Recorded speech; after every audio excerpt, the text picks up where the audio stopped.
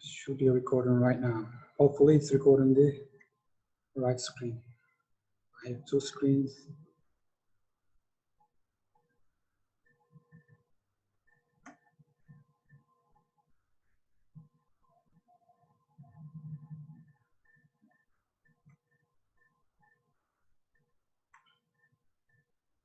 I believe it's recording this screen.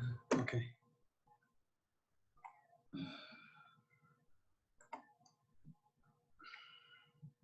Do you see the PowerPoint side or the note section? Right now, no. Right now, I don't see anything. You don't see anything? No, No. just you. Just me? Yes, sir. I think we have to share. I think it goes to whoever talks. I have to share screen first. Again, 1 second.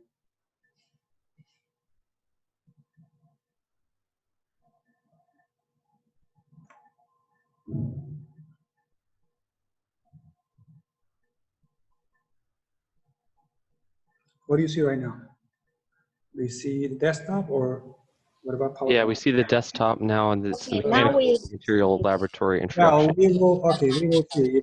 Hopefully it's recording this screen, and we're gonna continue. So my name is Murat Tanil again. I'm a PhD student in University of New Orleans. It's my third year teaching mechanics of materials lab.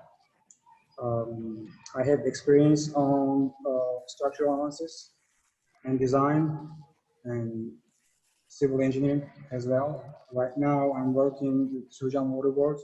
This is the reason I had to postpone this lecture to 5 p.m. I was on job site working on a couple of projects. What else? I got my master's a year and a half ago from University of New Orleans. I got my undergrad bachelor degree from University of New Orleans back in 2017. And then I went back home. I'm from Turkey originally. I got a job in Turkey. It was the construction, one of the biggest airport construction project in Europe. I was a pit project manager. Then I came back to get my master's and I keep continue my education. And hopefully in a few years I will finish my PhD and continue teaching. My office is located at 8th floor and office number is 814. Hopefully if you go back to face-to-face teaching, you'll be able to come see me in my office if you have any question. But for now, we're gonna keep it online. I will accept phone calls. Some of you already got my phone number from other students, but if you haven't had my number yet, this is my number, and I already, I believe I already included my phone number in the email. So use my number as an emergency. Unless you have an emergency situation that you need to contact me urgently, you can call me directly. But try to email first. If you don't get response in a few days, you can give me a call. And you can see my email over here.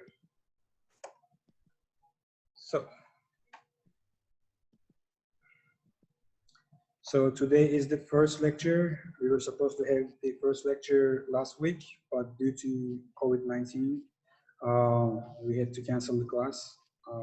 Thank God I'm negative right now. My wife is negative, and we had 3 months of old baby. He's fine.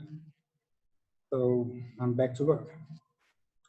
Let me do the announcement first, and I will cover the course overview, and then I will go one by one, starting with Austin.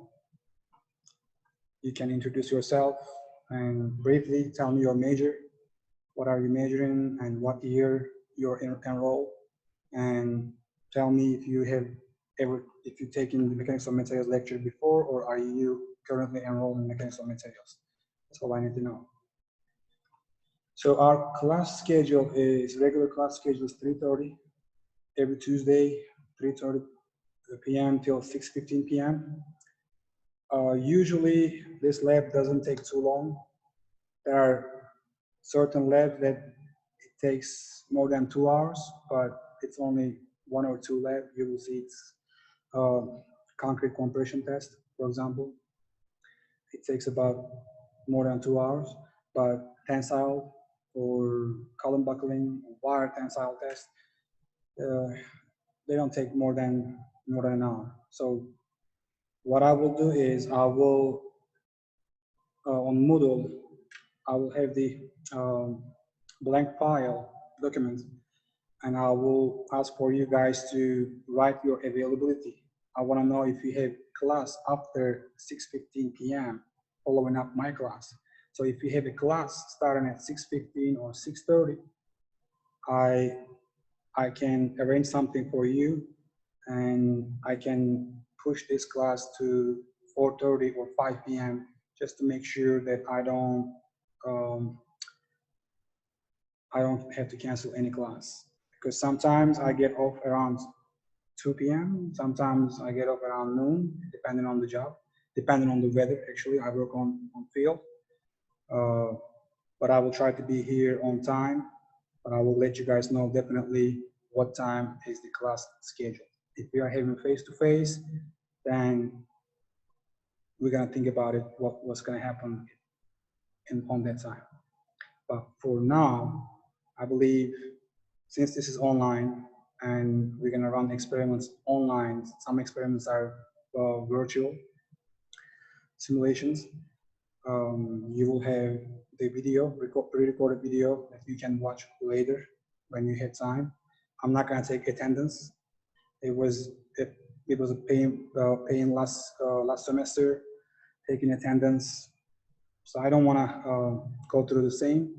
I will make sure that this semester goes smoothly, especially I already have videos that is pre-recorded from last semester. And if you ever watch the video that I sent on the first email, there was a link that was for tensile test. You can find all the tests, all the lectures, all the experiments on my YouTube channel. I will also share them on Moodle. I will update the Moodle as we go. Is there any question so far regarding the time, schedule, any concern? No? That's good. That's good to hear. Student hours, usually I have my student hours in my office Tuesdays and Thursdays for this semester. But since this is online right now, I will keep only Tuesday between 10 a.m. till 1 p.m. I'm more than likely I will be on job site, but I have my laptop. I can either take phone call, I can take Zoom meeting, whichever you prefer, whichever is convenient for us. So if you have any question, you can just email me first and make an appointment so we can have a phone call and solve the problem. Hopefully we are not gonna have any problems. Okay, so today's agenda, we will go over the course outline, and I will explain the syllabus, and I might get into stress and deformations, or I might leave it to next week, because I promised you guys to get this class done before 6 p.m. It's gonna be a short class. So before we go ahead, let's do this. Let's start with Austin. So one by one, whoever is go first, you can unmute yourself and then introduce yourself. And I will start taking notes. Austin, you wanna go first? Oh yeah, sure. Hi, I'm Austin. I'm majoring in naval architecture, marine engineering. I've taken your class before, actually, last semester, but I dropped it. What happened? I had a lot going on at the time. So, I understand. no disrespect or anything, but I chose you again because you teach the class so well. So, Thank you. Thank you. Yeah. Also, Dr. Norma Jean is teaching this class this semester as well on Thursdays. I'll be also helping her. She's my major professor. I've been working with her for the past 3 years. She was teaching this class before I started teaching it, and now she's back. She's an amazing teacher, and we will be running the experiments together. And hopefully this semester I will be recording every single experiment. I will be able to run it with her because we have pretty hefty equipments, expensive equipments that we don't want to damage, and we need some expertise. And hopefully she's gonna be with us, and we will run the experiments. So Austin, you are senior or junior? I don't know exactly. I guess I would be senior now. It's a 6-year program for the naval. So, as opposed to the electrical and the civil, which is 4, if you're full time, I guess. But, so yeah, I've been here for a while. It's about 6 years going to. So yeah, I guess I would be senior. Good luck to you. Thank you. Appreciate it. Alex, let's go with you. Alex Lulich. I can't hear you. Can you unmute? I think there's a problem with your. Yeah, I think he is unmuted. It's his microphone on his computer, I think, maybe. Can you try to unmute? Maybe. If not, I'm gonna let you pass this time, and I can get your information next week. I guess that's what we're gonna do. Okay, let's go with Sean Brock. Am I pronouncing your name right? Yeah. Can everyone hear me? Yes. Okay. Yeah, my name's Sean Brock. I've actually had class with Alex for a number of years. I think we're going on like 2 or 3 years together at this point. We were both at Delgado together. He's probably a junior like me or something close to it. I'm like 1 credit more or less than a junior. I haven't tabulated it up for this semester yet. I'm in mechanical, or theoretically, my terminal degree will be in mechanical engineering, barring any major setbacks or changes in my mind. I've been a mechanic all my life. I've worked at the shipyard here. You've been practicing mechanical engineering or construction aspects of it. Right? I'm sorry? You've been working on construction at the shipyard, right? Yeah. I've worked at Avondale Shipyard here before they. I heard about Avondale Shipyard. Yep. Before they shut down, I was worked on the LPD project here and in Mississippi, and worked on some of the LPD 26 was the last one I worked on. Have you met with Dr. Egeselli? Dr. Egeselli, he worked in Avondale. Oh, Egeselli. Yeah. Teaching defensive materials, lecture, as well as structural and structures. Yeah, that's what he teaches. Yeah, I had him for statics last semester through remote learning. I have him for dynamics now, and I'm in. You have him for dynamics? He's teaching dynamics this semester? Yeah. How was the? Or no, not dynamics. I'm sorry. I have him for mechanics and materials, which is what you're actually asking me. He's also one of the best teachers that I ever had. He is also from Turkey as well, from the same country. He has strong background on structural design and analysis. Yeah, and I actually really I know he's disappointed in the online format, but I actually really like his lectures because sometimes I need to go back and look at them again. So it's very nice to be able to just watch the video again when I don't get a concept. So pros and cons with this online teaching. Like this semester, I feel comfortable because I already have the content and resources available that I created last semester. So whenever you need to go back or if you want to go watch them in advance, you can get prepared before the exam or before the lab reports, you know. Plus, everything is going to be available for you, all the resources, previous lab reports. So you don't have to go ask your friends, where is the all lab reports that I can take a look at it. I will provide everything for you. Make sure when you're writing your report, you are typing it with your own words and you do the actual calculations because not me, but Moodle as the algorithm, it tells me what is the percentage similarity with the different reports. And it dates back to, it cross-checks with past 5 years or 6 years of reports. So all the reports that you're going to be submitting, it will be checked by Moodle. So if there is a similarity, I can just pull up the reports from the previous years and I can just compare it. If the introduction or the theory or the results are the same, that means something is similar, like you shouldn't be doing that. I'm just warning you guys in advance. I will do my best because I know, like Austin said, everybody has busy schedule, especially during COVID-19. You might have side jobs, like you might be overloaded with coursework. As long as you work with me, I will work with you.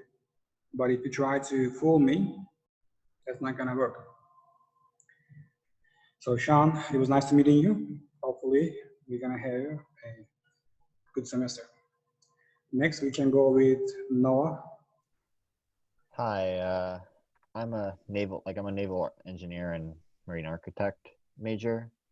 It's kind of hard to say like where I am in the whole course because I actually transferred in from a different college about 2 years ago, and not all my credits transferred, or some did, but they didn't count.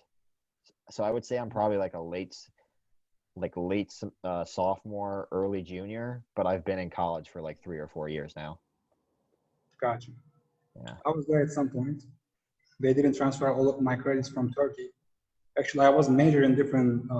I was majoring political science, totally different than civil engineering. So there was not many classes to transfer, but the basic ones. But they didn't even count them. So I had to start from scratch. As a matter of fact, I went to Delgado for a semester. Okay. It was cheap and it was, easy. Yeah, I was a marine biology major before this. So like of the classes that did transfer, all my like electives, like philosophy, economics, all that stuff, I literally only have now engineering classes now. It's just going to be back to back, like mechanics and materials, and then hydrostatics, and just nothing but engineering courses.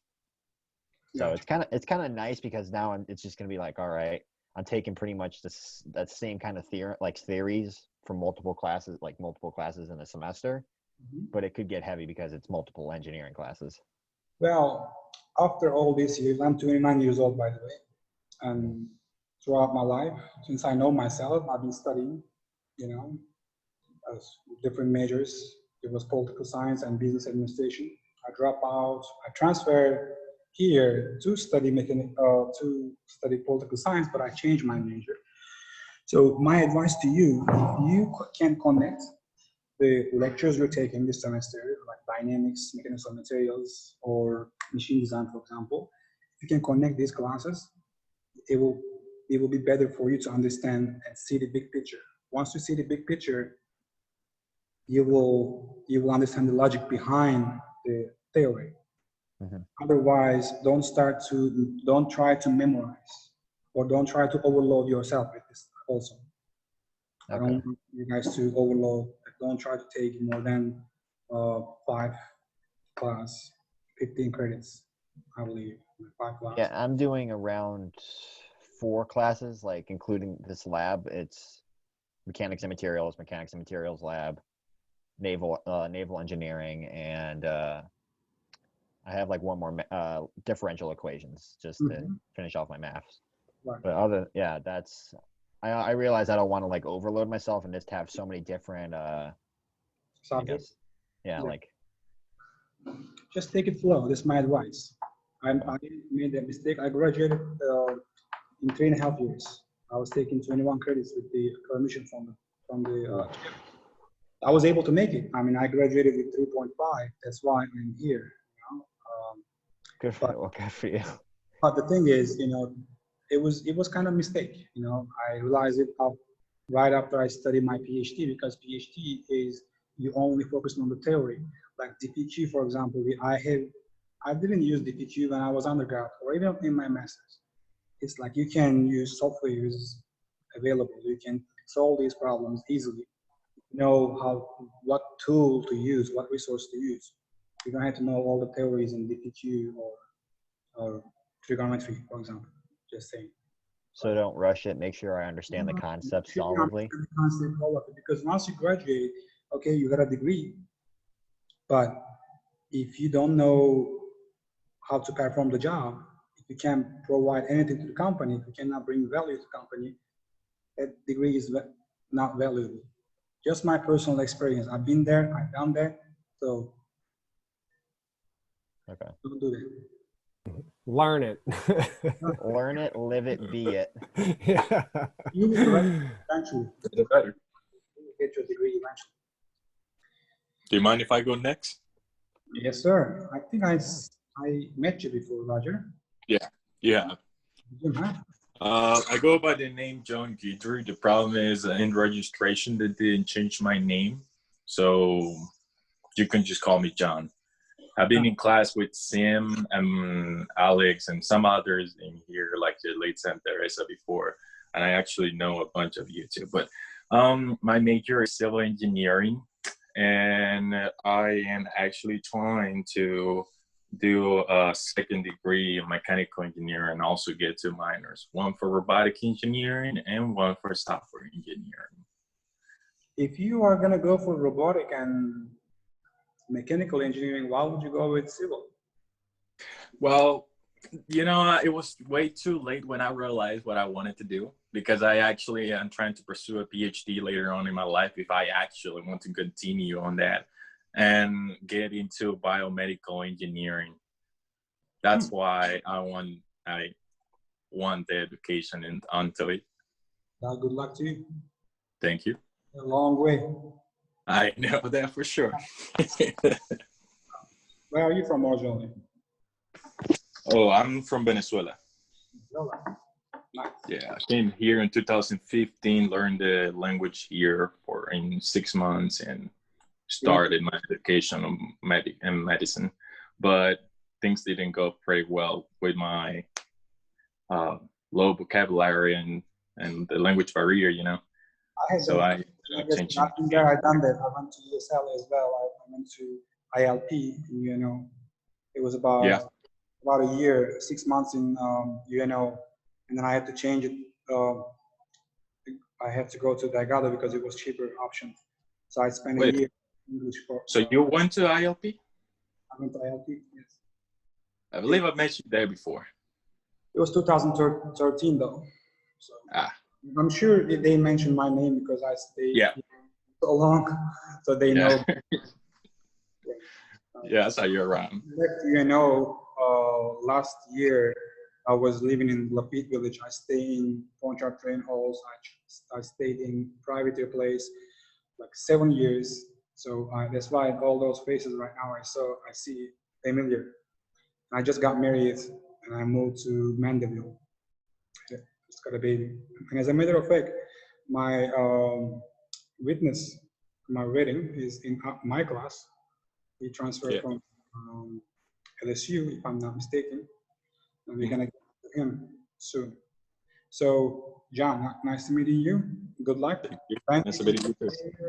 Don't think that it's a barrier. You can always overcome. If I did it, if I had done it, you can do it too.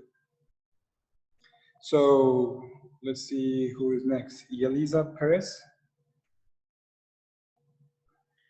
Hi. My name is Yelitza Perez. I'm from Panama. Yeah, small country. Yeah, I moved here last semester. Some of my credits were accepted, some were not. I'm a civil engineer major. So So you just transferred last year? Because I haven't seen yes, it. yes, this is my second semester. Mhm. I don't know. I'm like Noah. I don't know what between late freshman then sophomore or sophomore. You should be, if this is 2000 level course, so you should be sophomore right now. It's quite confusing, sophomore and junior, you're, Yeah. you're in the middle, but Mhm. you'll be senior one day. Correct. And yeah, I think that's it. So you want to be civil engineer. Correct. Yes. Good. You want to be structural or civil side? Did you ever think about what are you going to do with degree? Because there are many things that you can do with civil engineering degree. You can be a PM, project manager in construction. You can be a civil engineer. You can work on the stormwater side or geotechnical side, structure side. There are many things that you can focus on. So you should, when you are sophomore, you should decide on what to pursue, before you even graduate. So you can focus on those classes. Because if you are going to be geotechnical engineer, you shouldn't spend so much time on structural side. You can focus on geotech and get involved with the geotech lab. You can be an assistant RA, research assistant, and you can run some experiments. And it will be good. It will look good on your resume. Just my personal opinion again. Thank you. I mean, well, it's difficult to get a job even in campus as an international student because the university is not even like full capacity. So, but thank you for the advice. I will take it on mind. Cool. Okay, it was nice to meet you as well. See you guys. I will see you next week. Tara Levis. How do you pronounce your name? Tara? T? Okay, let me unmute yourself. Can you unmute? Okay, can you hear me now? Yeah. Okay, yeah, Teresa Luis. Actually, I'm originally from Chile. I'm going for civil engineer. I'm a junior, I believe. I'm a junior right now. And that's it. Okay. You don't have to I live in Covington, so you're my neighbor. a lot of students from different countries. I feel more comfortable with them. So you want to be civil engineer as well. Good. We have some civils, we have mechanicals, naval architects so far, and good. And it was nice to meet you as well. Let's go with Patrick Bouquet. Yeah, Tell me Patrick. I'm a mechanical engineering major. Mhm. I am a sophomore, and this is the first time I'm taking mechanics and materials and the lab with it. So you enroll in mechanics of materials lecture as well as the lab. Yes. Cool. You're from here, from the States? Yeah, I'm from here. Yep. New Went to Orleans? high school here. Yeah. Are you local from New Orleans? Yeah. Mm-hmm.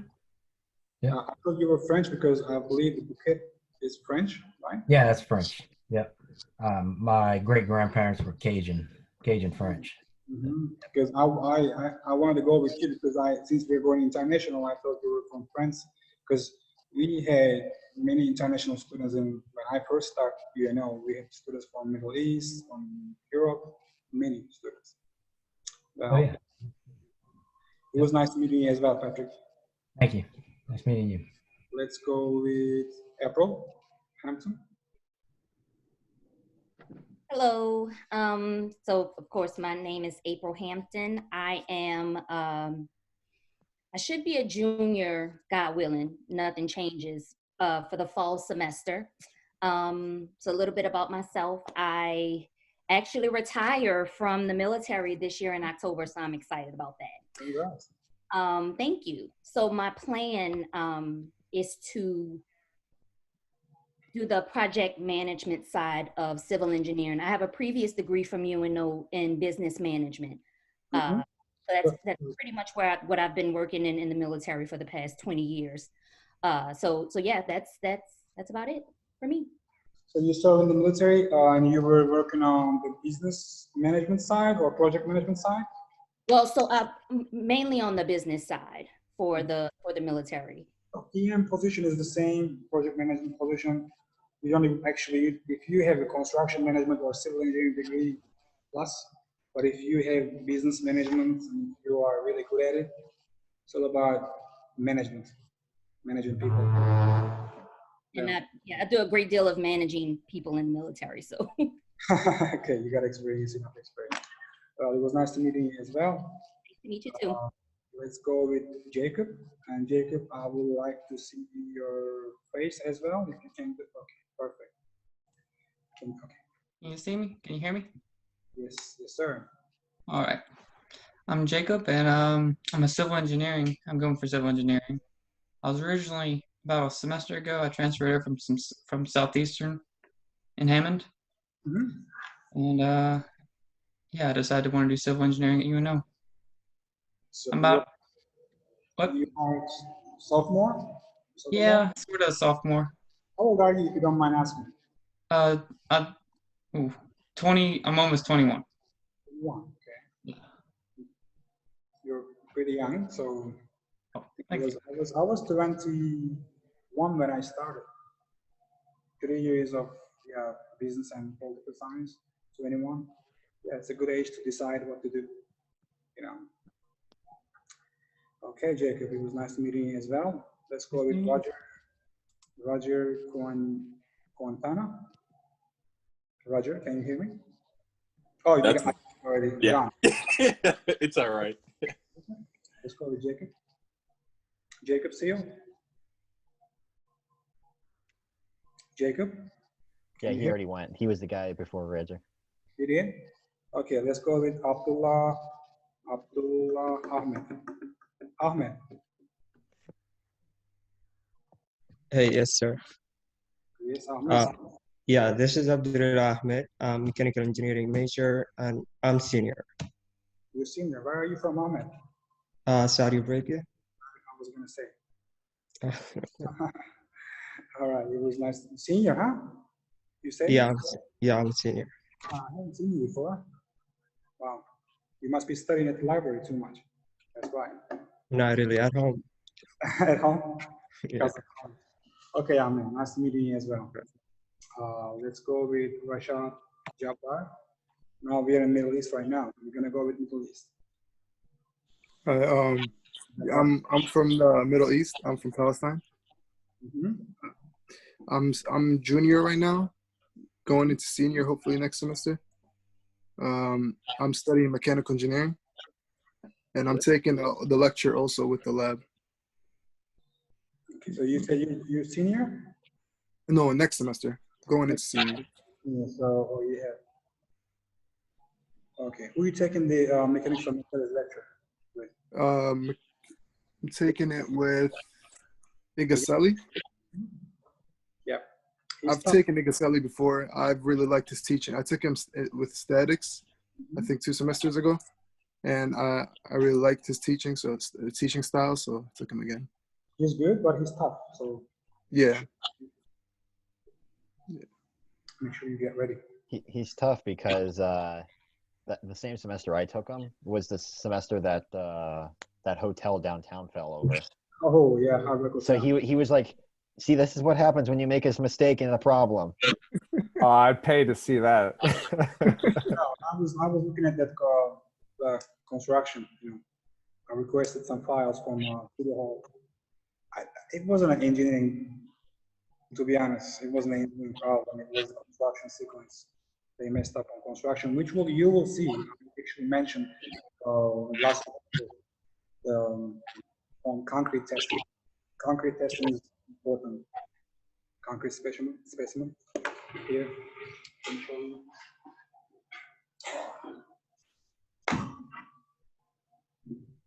This is the concrete specimen. Concrete cylinder. By 12, 6-inch in diameter, 12-inch in length. What we do with this? Anybody wants to guess what we do with the concrete specimen? 6x2, nice. We smash it. measure, right? That's what we do. So there's a 50 pricing right there. It's called UHDM. It stands for Universal Hypertext Machine, where you can apply up to 100,000.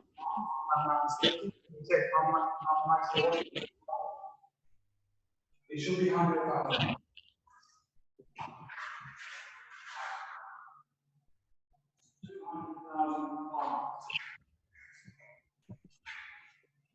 So I was right. I was wrong. 100,000. If you convert to metric units, it's 100,000 kilonewton, I believe. But it's 200,000 pounds maximum force that we can apply to this specimen, and it explodes.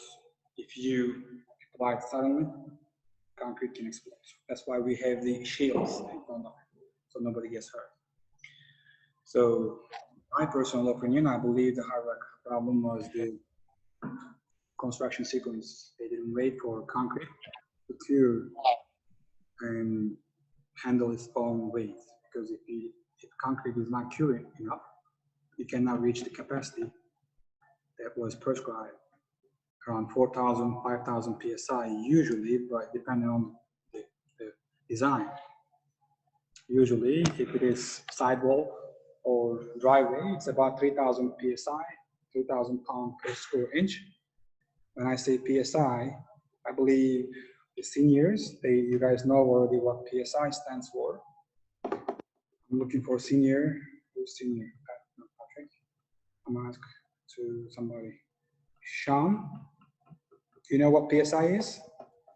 Oh, pounds per square inch. I mean, but okay, I know you know because you're a senior, but at the end of the semester, if you are a sophomore, you should know what's psi, what is Newton.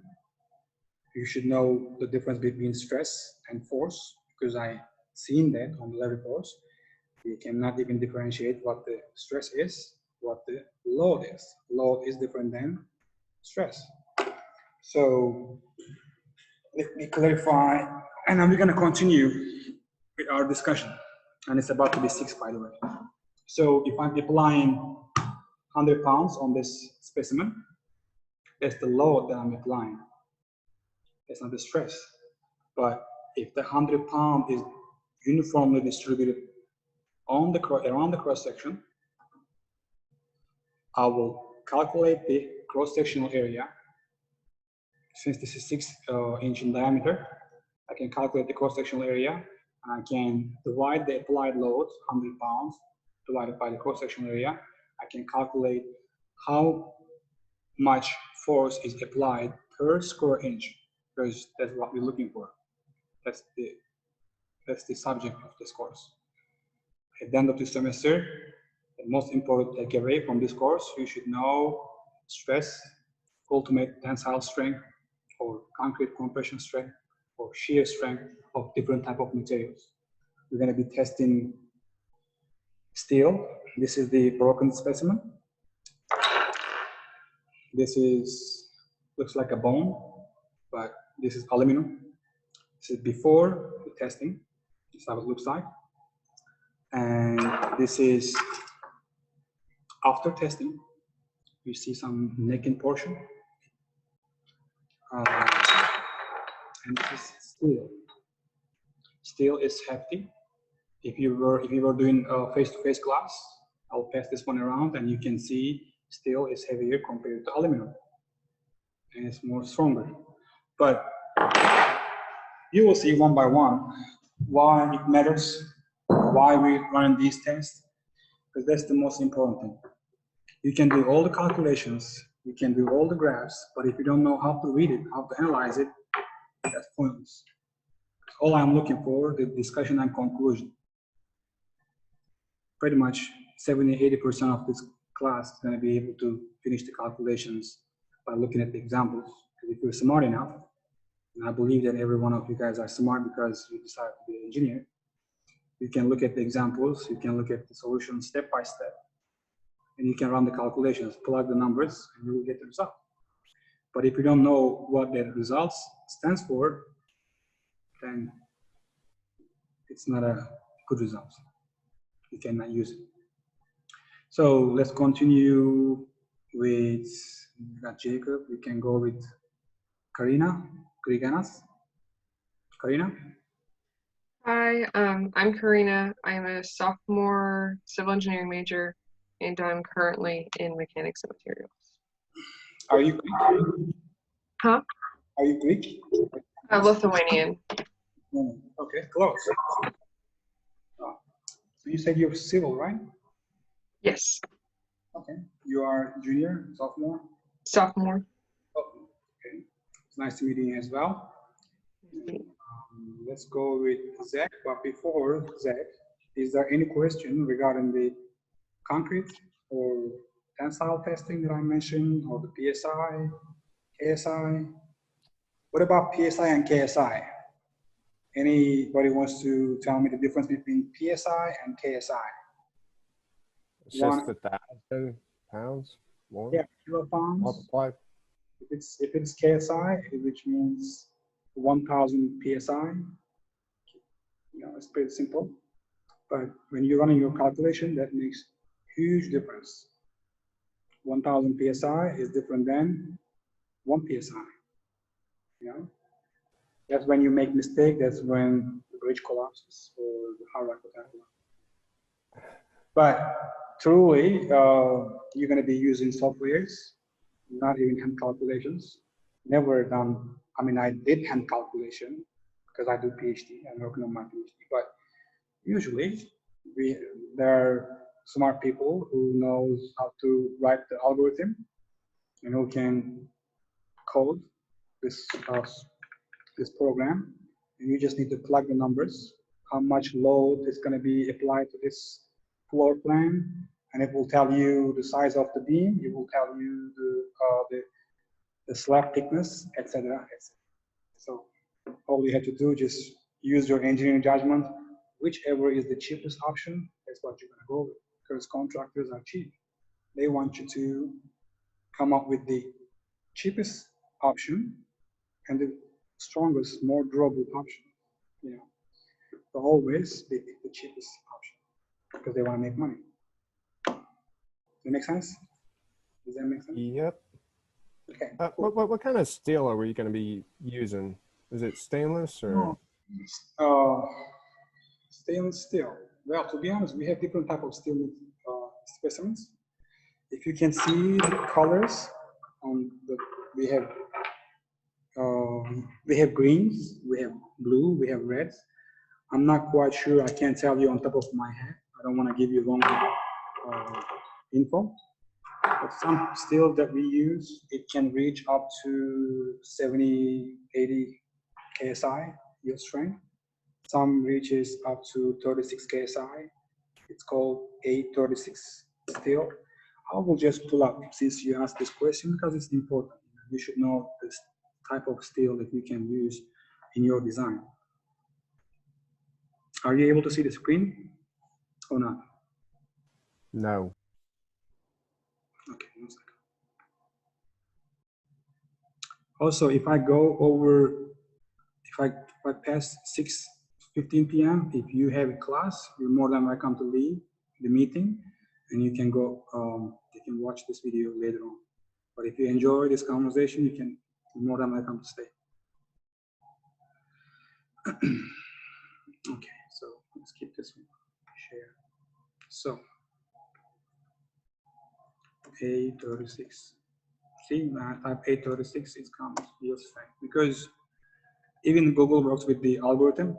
Whenever you type A36 steel, it gives you first yield strength or stress strength. I already looked it up, but people are looking for the properties of this material. That's what we're going to be doing here. I'm going to give you a sample. I'm not going to be able to give you unless we have face-to-face, but I will place the specimen into the UHDM, Universal Idle Testing Machine, and we're going to start applying loads. We're going to start yanking on both sides, pulling until it breaks. There are two important things that we look at. One is yield strength, The other one is ultimate tensile strength. Now, this is a hard question. And if anybody wants to answer this question, I will give 5-point bonus that's going towards your first report. Can you tell me the difference between yield strength and ultimate tensile strength? Yield strength? Who is this? Austin? Yeah. The ultimate strength is what it can overcome, and then the yield is right before it breaks. Or vice versa. Come again? It's vice versa. So yield strength is the point where materials leaves the elastic region and that's right. Region. So usually when it's in the elastic region, you don't see deformation, like this necking portion, for example. You will see during the testing that it will still have this cross section. It will be smaller than the original one, but you're not going to see too much deformation. But this specimen already passed that point, yield strength. So it already passed the safe zone. And I will mention the safe zone by showing you guys the graph, because this stress and strain curve, this is also important. That's what you're going to be doing when you are working on a structural steel design, or if you're a machine design engineer, whatever. Okay.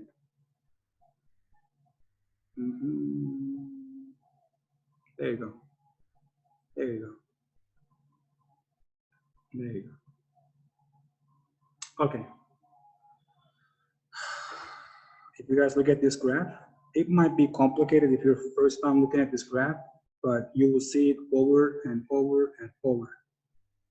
So this is a typical graph, stress and strain curve for steel specimen.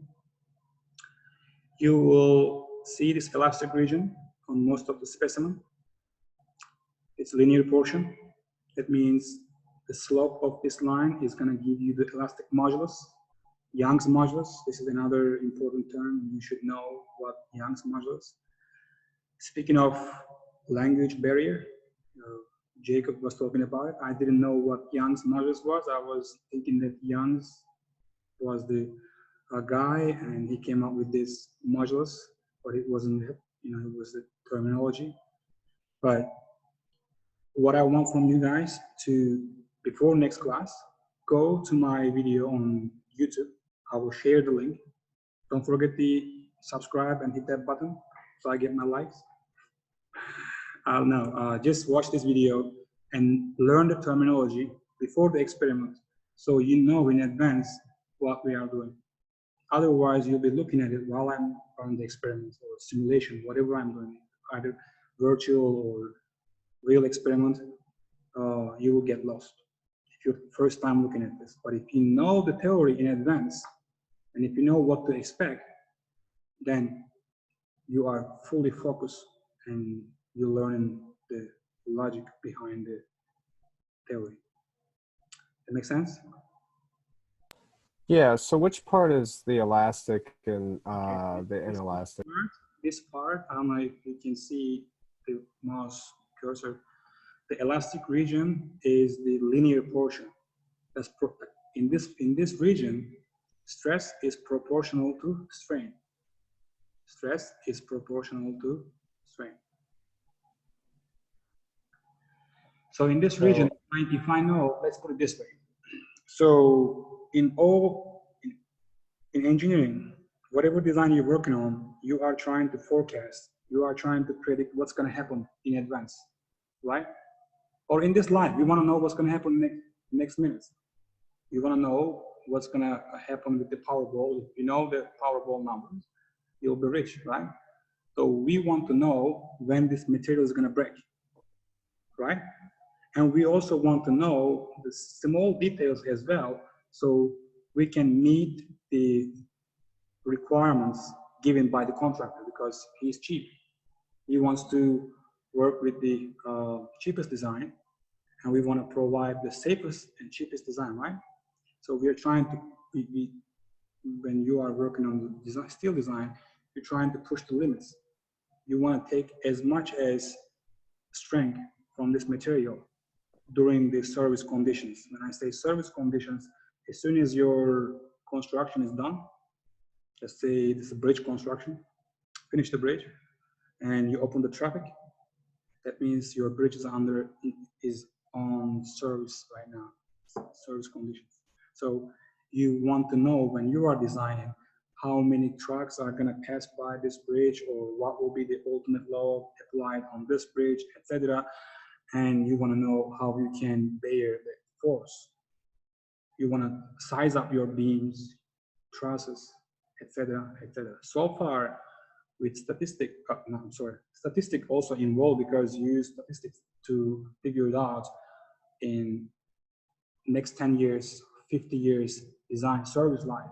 You want to know what will happen to the traffic, how many cars you're going to expect in the next 50 years. So you're going to size up your beams and girders and trusses based on the forecasted load that is going to be applied to the bridge. Does that make sense? It might be confusing, but it's general. I'm trying to simplify. I'm not using the terminology, but this is the simple version. And if you understand that simple version of this design process, you should be really good understanding the theory and these terminology. So this elastic region ends at the yield strength. So when you reach that elastic yield strength, your materials leaves the elastic zone and it starts deforming plastically. If you have a rubber, pull that rubber. I don't have a rubber right now. You can pull it and you can leave it. It will go back to original position. Am I right? So take a rubber. Yeah, it'll eventually it'll either elastically return to its normal position, or it'll rip or tear, or start to be stretched out to a, like a belt, like a fan belt. Like eventually it stretches to where it's non-operational. See? So it's the simplest example, rubber. Right. I think I have one.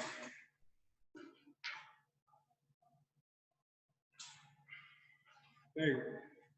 I use this for beam bending experiments because this is different type of loading. This is my beam. And if I'm applying load, it's bending. But when I release the load, it goes back to original position. So we want to stay in this range. We want this structure to be resilient, so it can recover from the damage.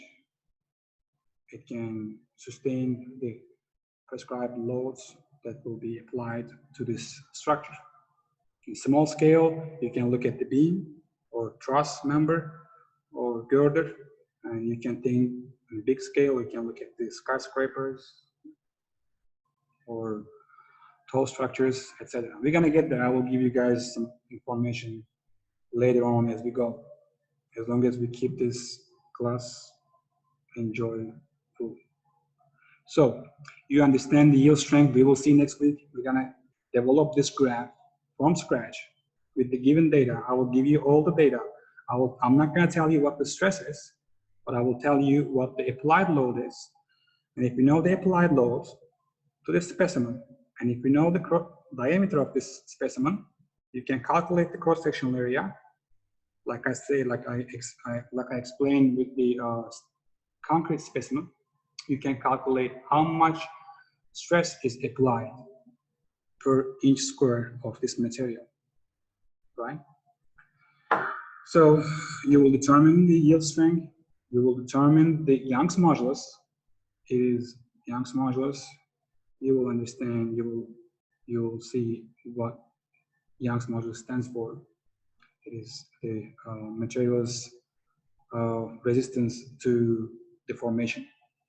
How strong is this material? How ductile it is. And you will also determine the ultimate tensile strength. So this ultimate tensile strength, by just looking at the graph, simple, that's the maximum stress this material can take. So it can take up to, let's say, if it's 836, it is 36,000 PSI. It's yield strength. And this plate was 50. I'm not gonna go into this, but so 836 should have ultimate strength of, what is it? Excuse me. It's been a long time. But also 836 steel is not used commonly nowadays. You have way better steel materials that you can use, a 50, for example.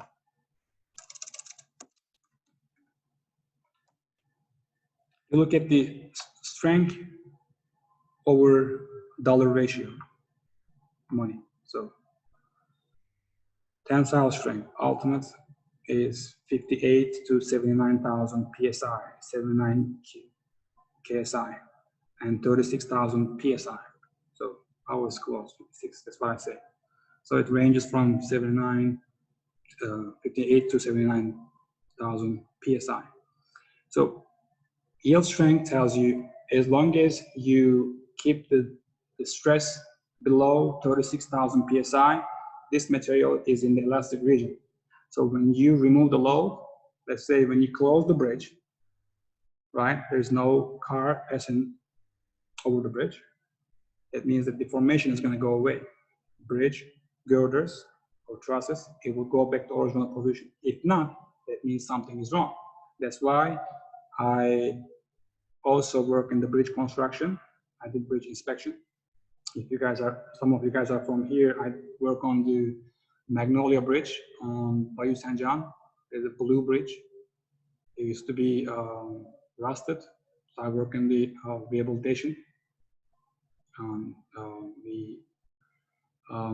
We added some new girders, new plates, new trusses, and we sandblasted, painted. Now it looks fresh, nice, and clean, stronger than ever before. So I did that as well. So what I'm trying to point out, yearly, especially for the big QP bridge, for example, they have regular maintenance, regular inspection schedule. So what they do, they check the deformation. They measure what is the original length of this member. Let's say talking about the beam, right? If you know the original length of this beam, and if you measure the final length during inspection, if you go back to this graph and the strain value, strain is the original length divided by the final length. So you can enter here and you can look at it. You can look at from graph if it's in the elastic region or plastic region. If it's in the plastic region, that means you have to change the member, you have to rehabilitate that section, you have to replace that section because that girder is permanently deformed. So we don't want any members in our structure deformed permanently. Temporarily is fine because it will go back eventually its original position as soon as this load is removed. Does that make sense? That's important. I don't want to make you guys confused. If I'm going too far, stop me. I'm going to continue later in the next lecture. So I believe this is enough today. I believe I answered Austin's question. Did you get your answer, Austin? So, I'm sorry, come again? did you answer? Did you get your answer? Oh yeah, far beyond it. Awesome, thank you so much. Perfect. So let's continue with the introduction. I want to get to know the other remaining students. I have one second. Two people left. Who's left over? Zach. Hi, Zach. Hey, my name is Zachary Drum, and I'm a junior in mechanical engineering, and I am in the mechanics lecture with Dr. Agaselli right now. So you're mechanical? Yes. How was he doing last semester online teaching? He's struggling a little bit just because he doesn't really like it as much, but he still teaches very well. online just like he does in person. So I was just wondering because it was even hard for me. I got a pad, like a tablet that I can write. It comes with the pen. My handwriting is horrible. I can't write. Like, it's really hard for you guys to read my handwriting on the board or on solution that I provide on Moodle. So it was tough for me to work with this pad, and I was trying to solve problem, but it didn't work for me. But I will do my best this semester to work out problems. We're not actually focusing on solving problems because you do that part on the lecture. My job is to give you guys the insight from the experiments, explain what actually happens on field. That's what it is. So Zach, nice to meeting you as well. Let's go with Nguyen. John. Hey, John. Hello, my name is John, mechanical engineer. I'm around like the end of my sophomore year, and I'm taking the mechanics material with, I guess, Ellie this semester too. I think he's the only one teaching this semester. Yeah. I had a lot of students last name Nguyen, many of them. Yeah, it's a common last name. Okay, John, it was nice to meet you as well. We got April, we got Terry, we got Abdullah, Patrick, Roger. That's it. Anybody left over?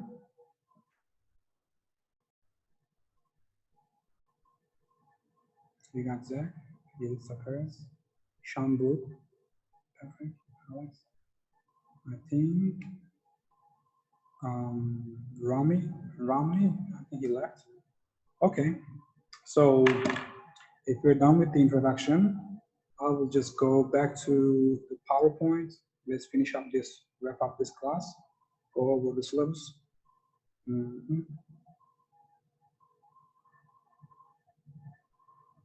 Is there any question before I go ahead and start this PowerPoint? No.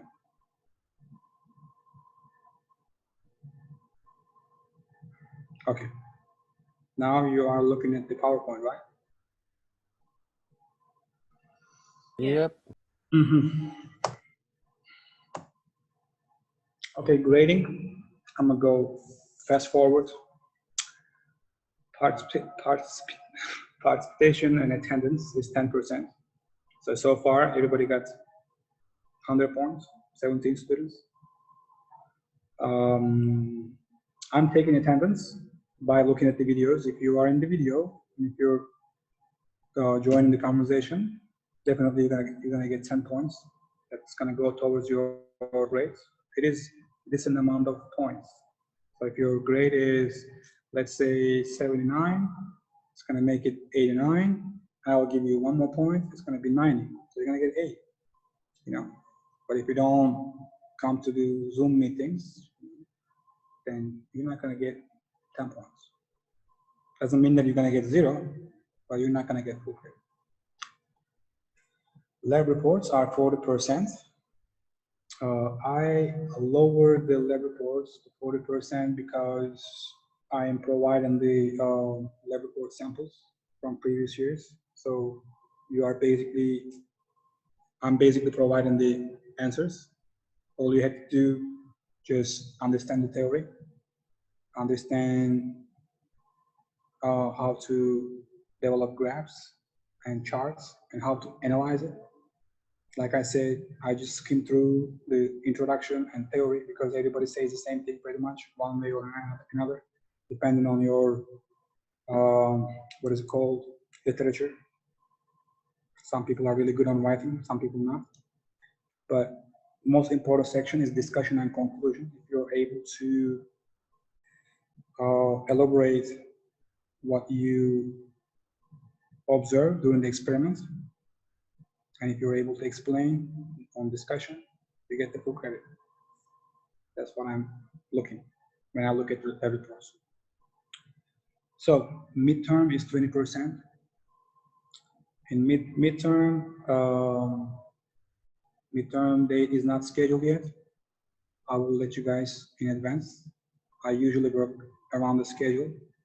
Like if you guys are busy already with dynamics or mechanics of materials or thermodynamics or whatever, just we're gonna look at the schedule and I will make the midterm when you guys don't have the exams. It's gonna be before or after the exam dates. I usually assign a grade, B or A, depending on my mood, but it doesn't mean that you are getting A or B. Your final grade is important. If I give the midterm after the exam week, I have to assign a grade, and I just give A or B. But don't take it granted. If you're failing, you fail. If you're passing, A. And if you get a B, don't be upset. Always open to ask me question. If you have any problem with your reports, before you go ask to anyone else, come ask me. Okay, final is 30%. So far, I haven't done open book, open note exam during face class. I provide the cheat sheets, like I give you the equations. There are not many equations. I don't want you guys to solve differential equations and derive the equations, etc. No, that's not your job. I give you the equation, straightforward. If you know how to use that equation or where to use that equation, then you will get an A. So let's say if you have 3-4 problems, one is beam bending, the other one is torsion, the other one is, let's say, normal stress like tensile or compression. I'll give you all the equations for beam bending, torsion, tensile, and it's on you to make your engineering decision and pick the equation that you need to solve that problem. So don't use the equation that is needed for beam bending or tensile. Otherwise, you're not going to get the correct answer. Obviously, I will do the review session before the final and midterm. As long as you keep up with the class, as long as you do your lab reports on time and study the theory before the class, you should be fine. If you can make it, I guess, this class, you can make it this class. Okay, let's dive into lab reports. That's the most important section for me. Tensile test is 15%. Concrete compression test is 20%. The reason concrete compression test is 20% is because of how the syllabus is developed.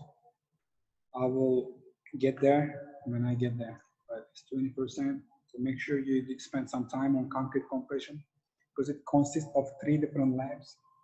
So 3 weeks, as opposed to tensile test, it's just 1 week. We're gonna perform the tensile test next week, and lab report will be due following week. But concrete compression is 3 weeks, 3 phases. First, you mix the concrete from cement mixture, and then you let it sit for 7 days, and then test that cylinder, and then 28 days to see what is the differences strength-wise, how strong it is at the end of 28 days, is there any change or not, etc. And torsion test is 15%, beam bending is 15%, column buckling is 15%, production line test is 10%, shear hardness test review is 10%. So I will make a clarification here on shear hardness test. If you look at the red highlighted sections, no report for direct shear or hardness. But when you go back, it says shear hardness test review, it's 10%. You don't have to write a report since we are not going to perform shear and hardness tests. I have never performed shear and hardness tests. Even when I was student, we have the equipments, but I don't know how to use it. I haven't seen anybody using it so far, but I will provide the theory. To be honest, I haven't used shear and hardness throughout my career.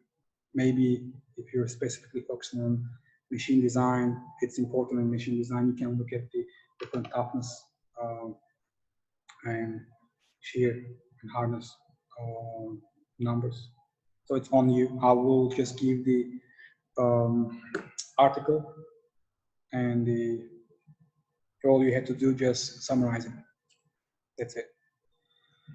And you will get your 10 points, 10% from your overall grade. Okay, let's look at the syllabus. Introduction is February 2nd, which was last week, but we're covering it today. Tensile test is next week, and I will just update this. I just did it today, but I just want to keep it with the original schedule. I will update the dates, and we're going to be up to date. So February 9th is going to be replaced with February 16th. Next week will be the tensile test. So as soon as you finish the experiment, tensile test, your report is due following week in 7 days. 1 second.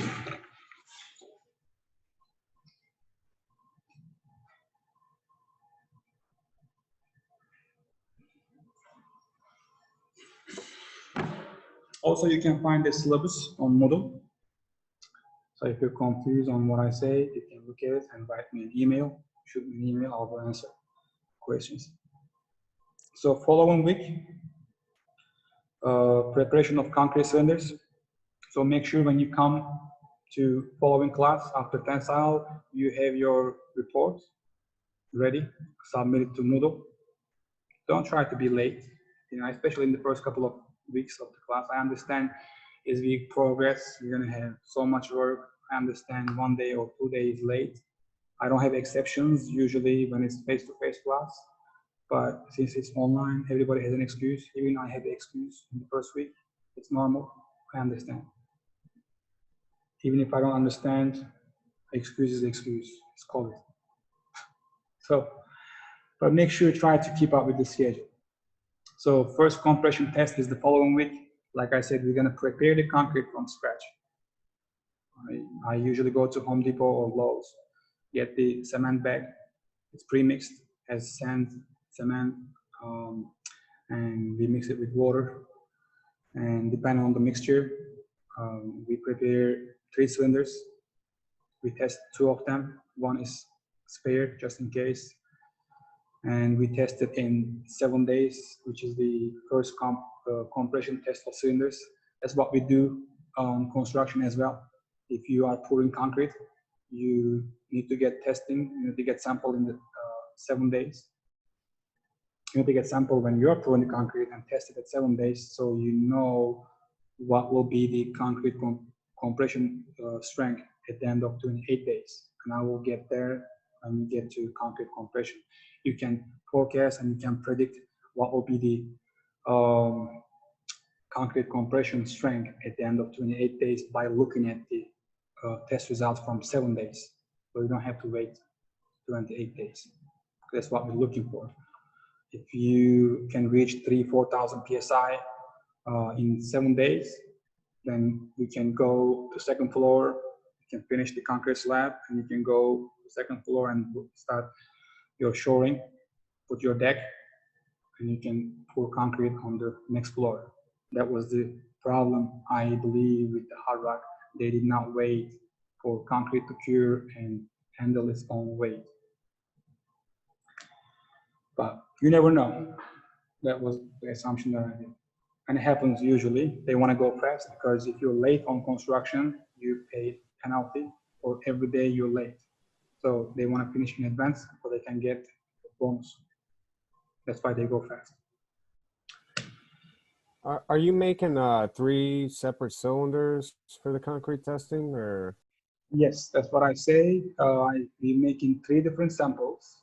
Okay. All right. One is spare sample, just in case if something happens to one of them, I can use the other one, spare one, for testing. But we test 2 cylinders, 7 days and 28 days. So we wait 7 days, 1 week, to test the cylinder cures. We usually reach to 70 or 60% of its capacity. Let's say if it's 4,000 PSI, 70% is 2,800 PSI. Am I right? Yeah. So we are shooting for 2,800 PSI at the end of 7 days. Sometimes we go more than, we go over 2800 psi. Sometimes we go less. It depends on what? What would be the main factor playing role on the concrete compression strength? Oh, I mean, like what would affect, what things could affect the concrete? Yeah, I mean, curing, having a proper mixture, you could have voids, you could have, I mean, that could affect. Questions.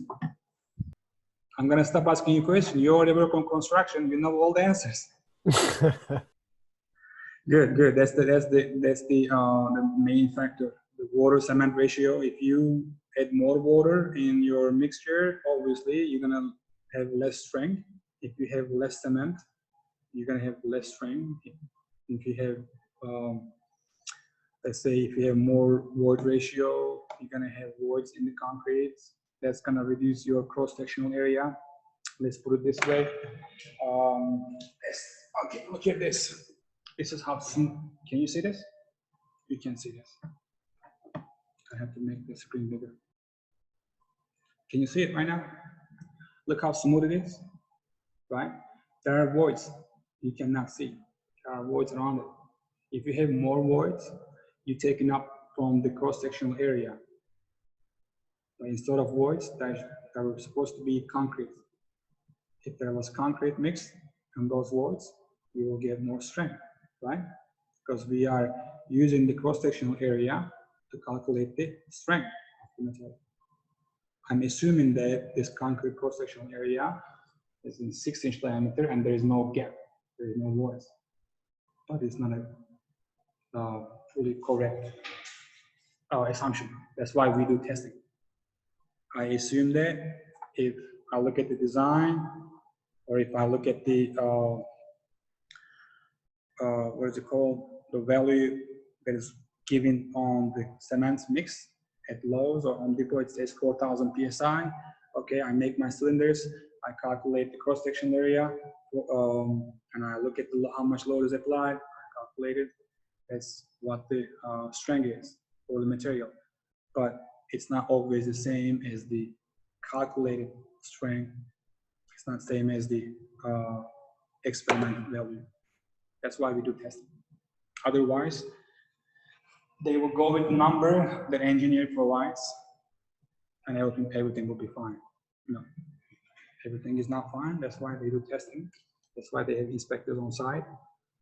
A couple of inspectors, 3 minimum. For example, right now we have DPW inspectors, Fujian Water, FEMA inspectors, plus the contractors, plus the engineers, because they're all trying to cover their, yes, they're all trying to cover themselves. Let's put it this way. So they don't want to be responsible for the problems that will arise on construction site. They don't want to be liable, right? That's why they have all inspectors sent to the site. Okay, what is the compaction rate in soil? What is the concrete compression test results? You know. Well, this class is like really good for you to gain experience because I work on construction. I love construction, and I have experienced bad and good experiences. I will share. That's why I highly recommend for you to join. You know, talk to me and ask me questions. There is no dumb question. Even if I don't know the answer right now, because I'm not a genius person, I can go look it up. I can find tools to get you the answer or resources and give you the right answer. So we left it at first compression test of cylinders, and we have torsion test. Torsion is different type of deformation. Anybody knows about torsion besides Sean? So April? No. I think we learned it in physics, right? Yes, yes, physics. Well, then, yeah. So what about torque? What are you saying? So can you repeat the word? Do you guys know anything about torsion? Okay, I will just share my screen and you will see the torsion test on the PowerPoint. For a moment. Use my, yes, torsion is right, torque test right there. It's experiment 5. Torque. Torque. Oh. Torsion or torque. Force times distance, right? Yeah, torque is actually it's a moment, right? So if I'm applying a load here, and if I'm trying to calculate, I'm applying a load right there. You can't see it right now. Can you see it? Yep. I'm applying a torsion or torque right here, right? I'm applying a load, and it is turning, and this torsional strength has a torsional strength, and at some point it will break, right? We are trying to determine when it will break, when it will elastic deform or plastically deform. Like I said at the beginning, if you can connect these tests together, then you are fully in control on all the aspects of engineering. Doesn't matter you're civil, mechanical, naval, biomedical, whatsoever, because torsion is important, especially for mechanical or biomedical engineers. We don't use torsion too much on structural design, unless you're working on tall buildings, let's say Abu Dhabi or Burj Al Khalifa. I've been there, I went to Dubai. It's like huge structure. You can just, I will explain when we come to torsion. That was the one of the biggest factor that was governing in the design, or in New York tall structures. We talk about the wind force. Wind force is huge, and it's pushing your structure, it's turning the structure. So you have to, I have my thesis on it, because I was structural engineer. When I was working on my master's, I work on tall structures. And actually my middle name, I just became American citizen. My middle name is Murat Khan, and Khan came from an engineer. He's really famous in his field. He was the founder of the toll structure designs. I will mention that he designed a toll structure that is the cheapest and most durable, most reliable design back in 1960s. I will mention that when we get to torsion. It's important when you are working with toll structures. It's more important when you are a mechanical engineer designing any type of machine, because think about your car. All the parts in your car it is experiencing torsion when you're driving. So it has to be durable. When I say durable or resilience, whenever you stop your car, the torsion, whenever the forces are released, that member in your car part has to go back to original position. If not, it's broken. You go to the dealer, they fix it. You have to pay X amount of money. Make sense? That's what it is. So that's about what the torsion. Production line test. Production test, it's the actually mechanical engineering area. We test different type of wire samples and different gauge lengths. Can you see this screen? Let me see. Excuse me. Yeah, you're not sharing it. Okay, now, what about now? Which Beautiful. one? PowerPoint, okay. So production line test, this is the easiest test. I don't go too hard on it. But if I really want to go hard on students and ask the proper way of getting the results, you should be dealing with the statistic too much, standard deviations, normal distribution graphs, etc., etc. Z tables is too complicated. It's more related with the production, like the let's say what is it called? Ford.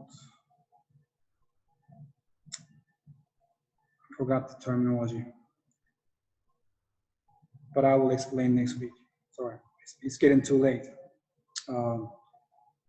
It's more related with the manufacturing side of engineering, because you have different type of let's say you design this, right?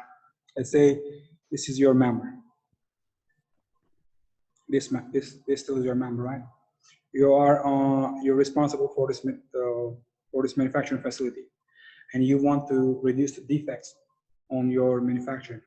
You want to get the same diameter every time they produce this material. It's like specking. It's like the science, the production line test is like Exactly. specking drawn tubing or specking a wire gauge, Yes. making sure your mill is square and level, etc., to make a better product. No, you can teach the class. Since I wasn't able to explain it clearly, I know what I'm trying to say, but couldn't find the correct word. Okay, so let's say I have you guys here. This is my 16 gauge galvanized utility wire. If I have 20 students, I get 4 groups, 5 students in each group. 5 students in group 1, I cut the samples, doesn't matter what length it is, because the diameter is important, right? And all the way on that corner, right there, I have wire tensile testing machine. It's the Tunis Olsen, same company that manufactures this UHTM. It works in the same way. Instead of using this specimen, we use wire.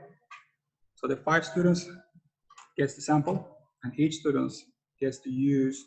That's the only test that we let students to run. You run the test, and you look at the yield strength and the ultimate tensile strength. Basically, you look at the capacity of this wire, how much force it can hold. Let's say if you're gonna hang something with this wire, you want it to be strong enough so it's not gonna hurt anybody. Let's say you are hanging Walmart sign. If the sign falls, it's $1 million lawsuit. Walmart sign. You know, you want to make sure that is this 24.9 kilogram advertised strength.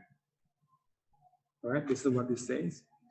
They come up with this number, 24.9. Why 9? Why don't you round up the number, right? Because they learned their lesson back in the time, years ago. So they come up with this number after using the statistical measures like standard deviation, how much it deviates from the standard, from average. So once you test that 5 sample, you will get 24.9. Austin is going to get 24.7, and Terry Lewis is going to get 32. I'm not saying that it cannot hold more than 29.4. It can hold more than what is shown. There is also a safety factor that I didn't mention. You know, we all want to cover ourselves. We want to make sure that we are not going to be sued after your design, because once you put your stamp, that's you. You're responsible. I don't know where is the chief engineer that designed the hard rock. Or if it was me, like I was next day we were talking in the civil engineering department, I will take the first flight and go back to Turkey. I wouldn't stay here. Why would I? You don't know what's going to happen. You know? Yeah, you can go to jail and everything. Everything, you can go to jail and everything. So this example that I gave, does it make sense? Standard deviation, right? There's an average value, but you cannot use the average value. You want to know how much it deviates from the average. You want to know the normal distribution, how it distributes from the normal distribution graph.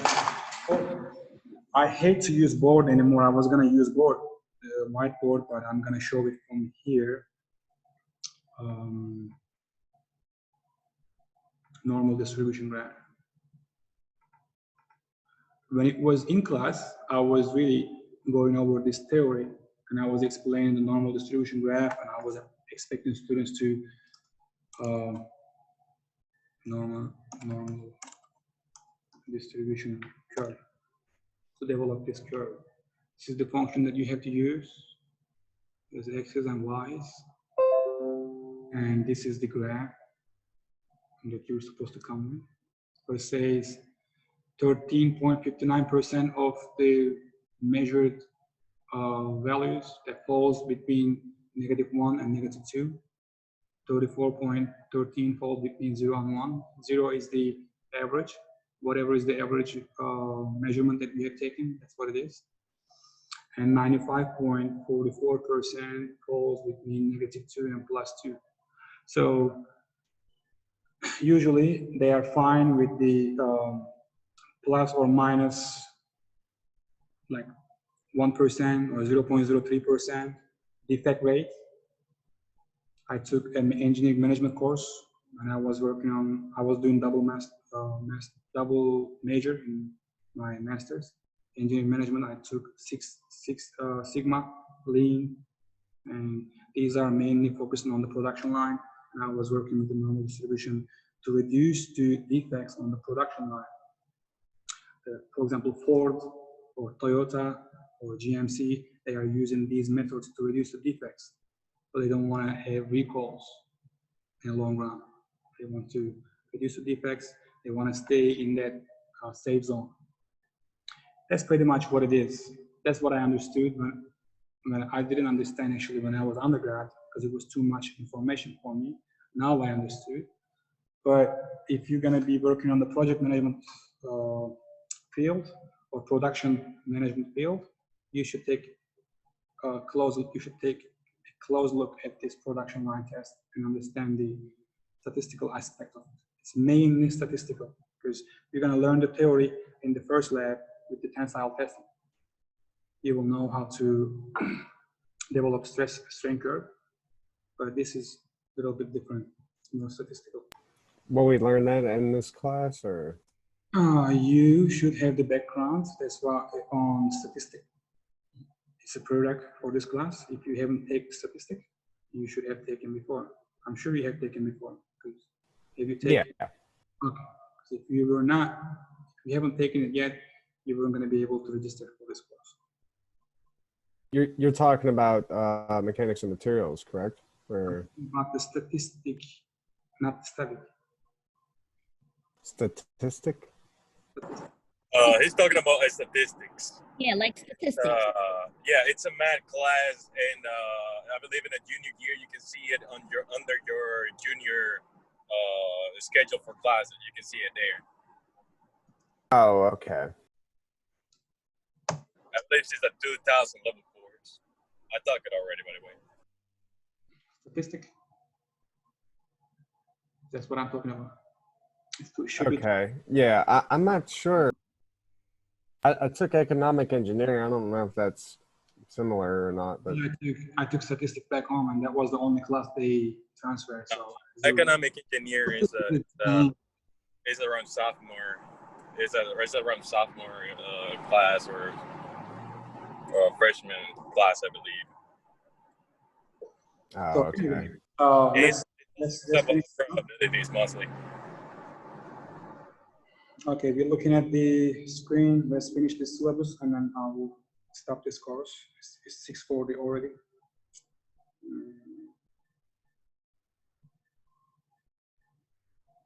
And thank you guys for staying because I was gonna stop this course at 6, but I felt guilty by not having the course introduction last week. Let's go to second compression. I already explained why we're running the second compression test. You wanna know what's happening after 21 days, 28 days. After 7 days is 21 days. After the first batch is 28 days. So basically, it's just a hint for you. If concrete stays cured longer, it gets stronger. And it is ongoing process. If you look at the Hoover Dam, you can look at the documentary on Hoover Dam. Concrete is still curing on Hoover Dam. Hoover Dam. Do you understand what I'm talking about? Hoover Dam in California, right? Guys? Hello? Right. Okay. The Hoover Dam. Hoover Dam. This is the Hoover Dam. This dam. Concrete here, it is still curing. mass amount, gigantic amount of concrete that they use. There are a lot of things that we're going to discuss about the Hoover Dam. How long is it going to cure for? Did you say it was still curing? Do they know how long it's going to cure for? See, look, when I type Hoover Dam concrete is still curing, right? You're looking at the screen. So it is still curing. Last time when I watched the documentary, it was about like 4 years ago. I was undergrad. It was curing, and it's been 4 years. I believe it is still curing. Wow. Concrete in the core portion of the gigantic Hoover Dam in Nevada, USA, still continuing to cure according to engineers. That's what I found, one of the engineers. Wow, That's crazy. yeah, took the words out of my mouth. That's in spite of the fact that the dam was built way back in 1935 and a huge network of 1 inch diameter.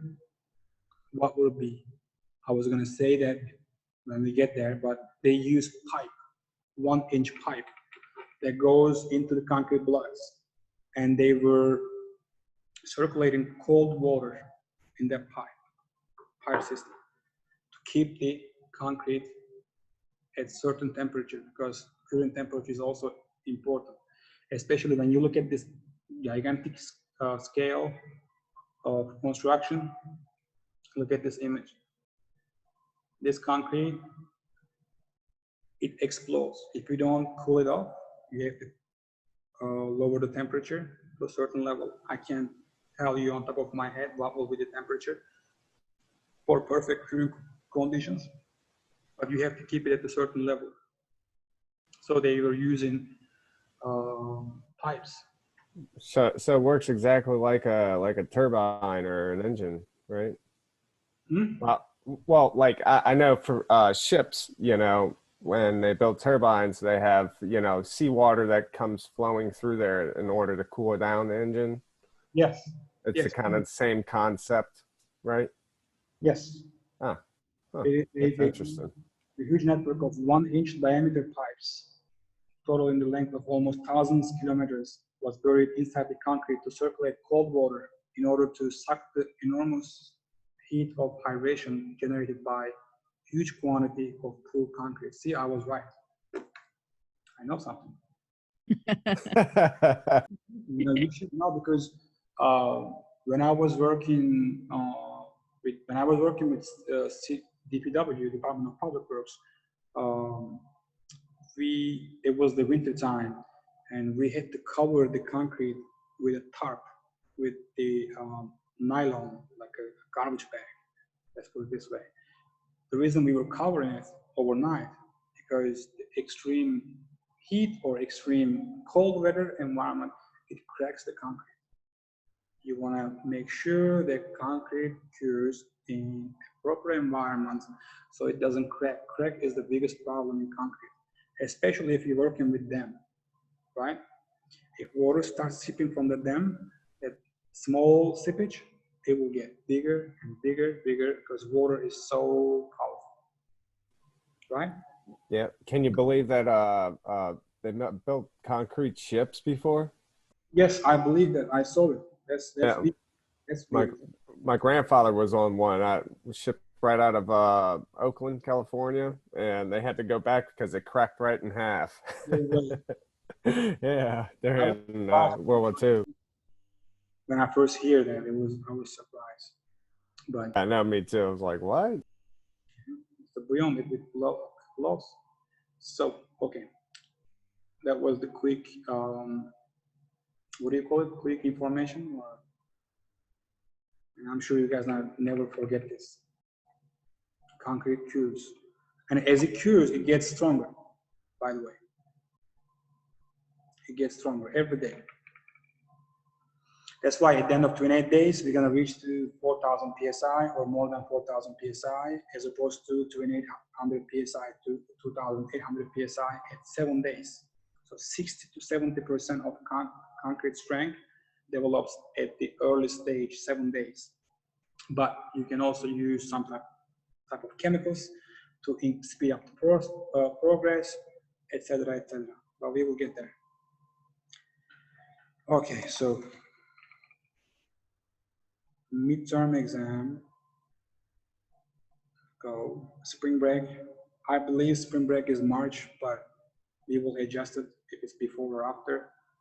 Beam banding test is, I mentioned that beam banding, it's also important concept, because if you look at the syllabus, you see all type of loading scenarios. You see normal stress, you see normal like tensile, you pull on both sides, and you use compression, right? That's buckling, by the way, buckles. You're gonna see buckling as well. Also, we're looking at the bending, right?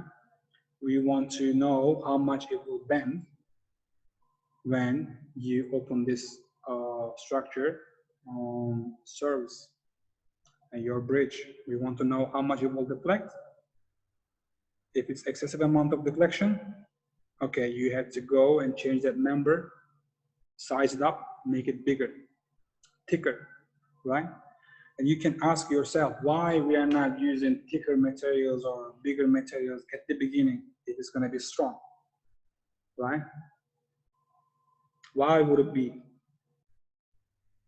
Why do you think that trust, let's say, this is the question that I ask my students, the trust. I'm sure everybody by now knows what the trust bridge means. Trust. You see it every day, everywhere. Why they come up with trust? Support, right? It's support, but it's also you taking all those gaps between trust members, those gaps, you're saving material. You're saving from the weight, right? From the, you're saving dollar to contractors or to owner, The right? shape, the shape of the truss also has something to do with the strength, right? Isn't it? Exactly. We're gonna get there. It's called moment of inertia. I'm sure you guys already heard about moment of inertia, and it's the most important terminology in structure. Statics, right? Not yes, statics. You see it on statics exactly. It's That's where you learn it, yeah. Young's modules you see it on mechanics of materials because it's materials property, but moment of inertia is the what was that? It's not the materials property, it's the cross-sectional property, yes. So cross-sectional is different. Like when you are looking at moment of inertia, you don't care what this material is made of. It's the mass, right? Yes, it's the mass moment of inertia. You look at the mass. How much thickness you have, how wide it is, you calculate the moment of inertia. And if it gets deeper and deeper, you look at the I-beams, why I-beams are developed.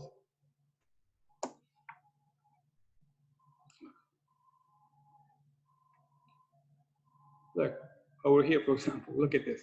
So why do you think that they take off these sections on right side and left side of the flange, or web, I'm sorry.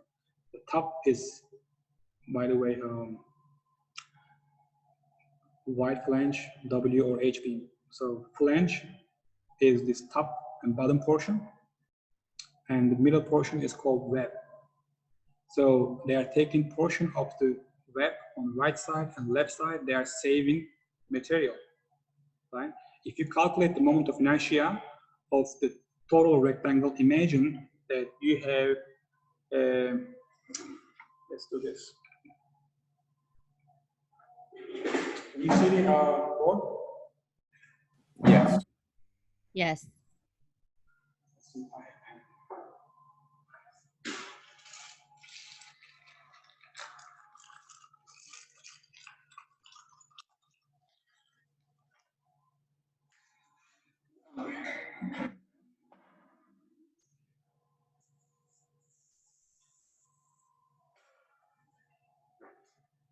Okay, originally,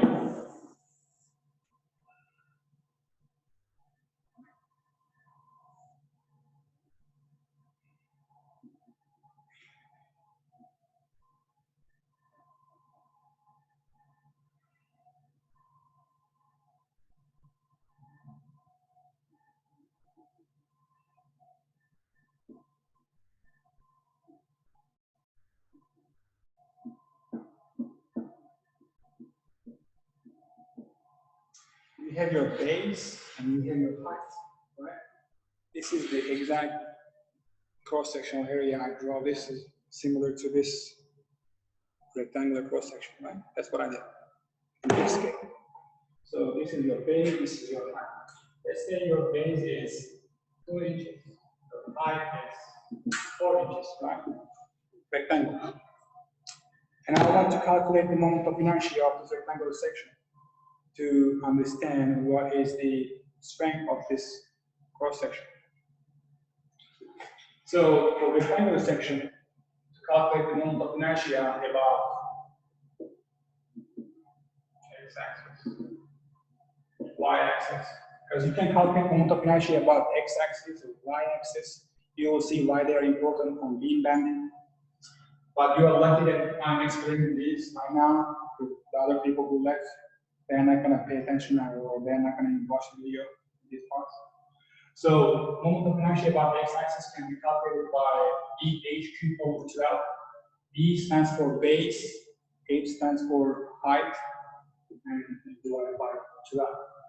So my goal as an engineer, I want to increase this moment of inertia, right? And I want to save from the material too, right? How can I do that? Because what I said was, we need to look at the ratio when we are designing. The ratio is strength over double. Say that again. What was that? Look at the ratio of strength. How strong is this material over dollar currency? How much is this? So if I have, let's say, stronger material at a cheaper price, that's my choice, right? And I can make stronger section. I'm making stronger section by playing with the cross-sectional area. Not playing with the Young's modulus. I'm not taking into consideration stress or strain. I'm not talking about deformation right now. Right? I'm talking about the deflection. So we're not looking at the material's property. We don't care about what type of material it is. It can be 836 steel, it can be aluminum, it can be bronze, galvanized, whatever. This is static. Static, if you see, you studied last semester, it was, you have not seen anything about materials property. You look at the cross-sectional properties.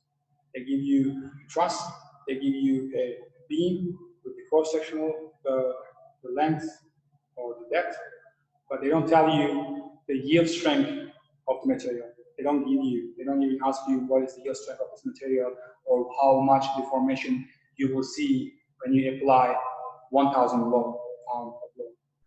Why don't they involve that? Because that's the way that they develop the flow chart. They want you to understand how the loads and the cross-sectional area is working and behaving, like how you can optimize your design without taking into consideration what type of material is it. You don't care about the chemical composition. But in this class, in mechanics of materials, it's basically behaviors of materials under certain conditions. That's what it is. We test in different materials. We're looking at different options. So in this case, if I calculate the moment of inertia of this rectangular section, it will be, let's say, 10 h to the 4, let's say. And if I take, let's say I'm taking right now this section out, I'm going to make it ID.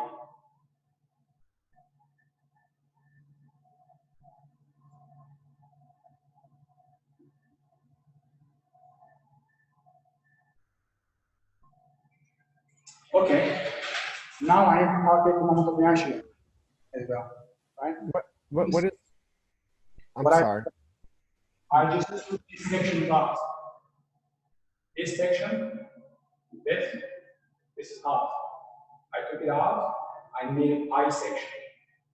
So it was a rectangle section, right? Rectangle section. And I keep the top portion. hit the bottom. Those are the flanges, right? You saw it over here on the screen, right here. This one, the yellow part, right? The top part is flange, the bottom part is flange, and you have the web in the middle, right? So what I did was I took that portion off, the right section, let's say 1 and 2. So I save material. When you look at it on this side, look at the length, how much material you can save. So I was just curious as to what you put after the base times the height cubed over 10. I mean, over 12. Like arbitrary example, you can calculate it if the base is 2 inches and the height is 4 inches. You can calculate it, but I don't want to calculate right now.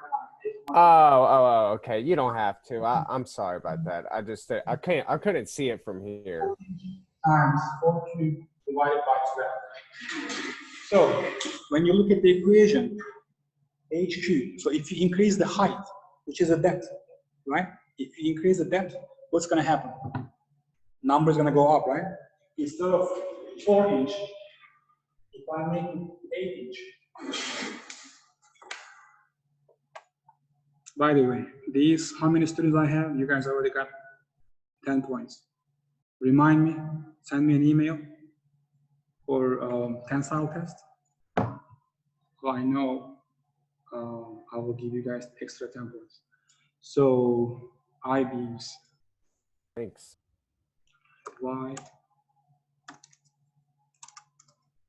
Why I-beams are strong? This is what I was trying to say on this, or this is a perfect video. If you guys want to watch this 3 minutes video, you can see this web flange. Just search for I-beams. Why I-beams are strong? It is strong because of the depth that they have. This depth is usually bigger than the base, and if you increase the depth, you will increase your moment of inertia. If you increase your moment of inertia, you will reduce the deflection of this beam. This deflection, if I add one more section over here at the bottom, I have 2 slices over here. If I add one more slice, I have it over there. And if I apply the same load, let's say 10 pounds I'm applying, you will see less deflection. And it's because of the moment of inertia.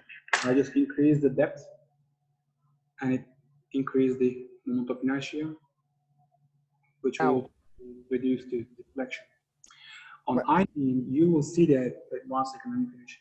So rectangular section, even if you take these parts out on 2 sides, originally, okay, there you go, this one versus this.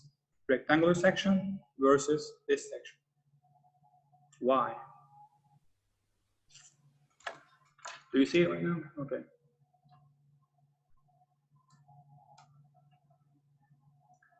They have close, like the moment of inertia between this rectangular section and the I section.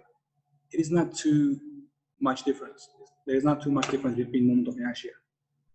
That's why they are using I shapes rather than rectangular shapes. That's what I was trying to explain. Why not? They are not using bigger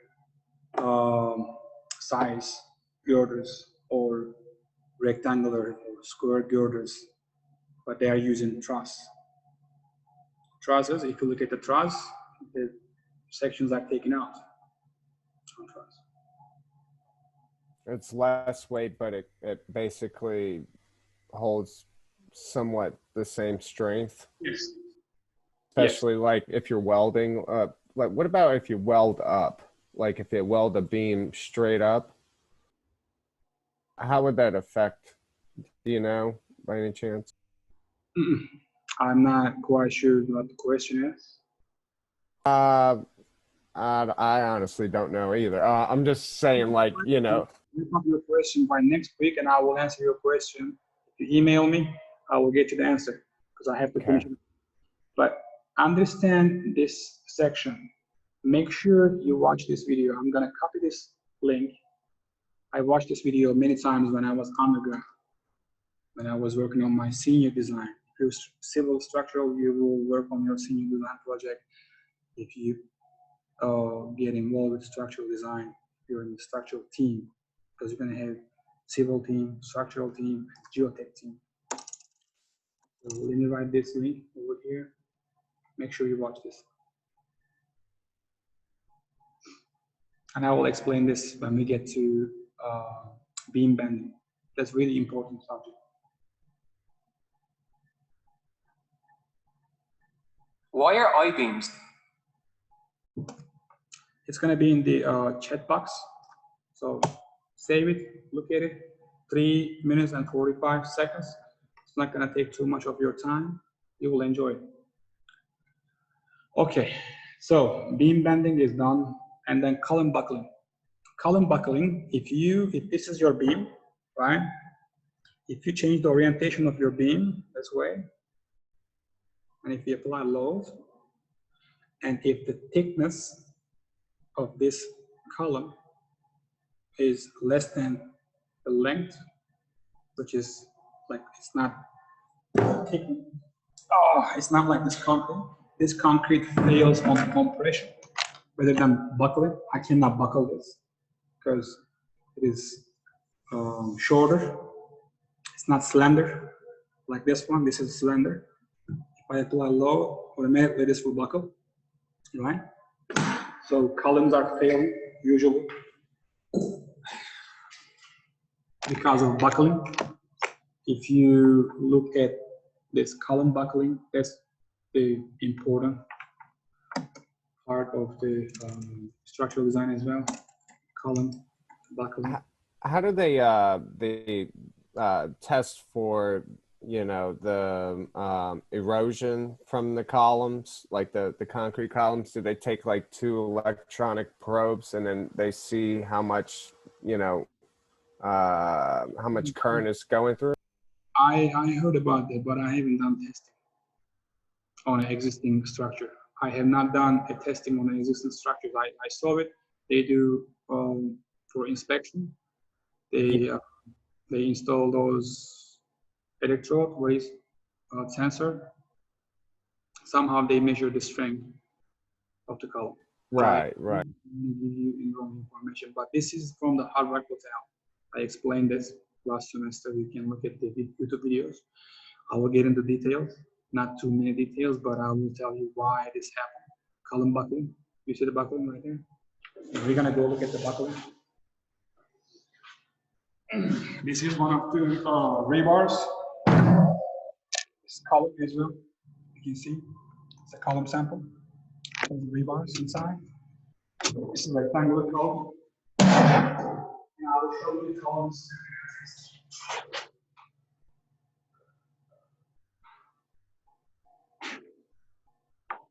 These are the column samples. It has the pin support at the ends. Actually, these are fixed support. You see how slender it is? I can even apply loads and I can buckle this by myself. Not because I'm strong, but because it is slender.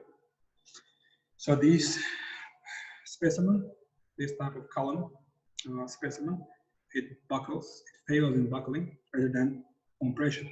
But if it was shorter and thicker, it fails under compression. That makes sense? Yeah. It would depend on the diameter of the web. Mm-hmm. Right. You see on this picture those shorings, these columns, small columns. It's called shoring. They fail under buckling, right? Because they weren't able to sustain the load that is applied on top of them, right? You see the steel deck. This is the steel deck, metal deck. And that metal deck is holding the concrete slab. I think it's 3-inch or 4-inch concrete slab. And they didn't have enough shoring. If they had enough shoring, enough column to support the load on top of it, you wouldn't see a failure. So there are many conspiracy theories.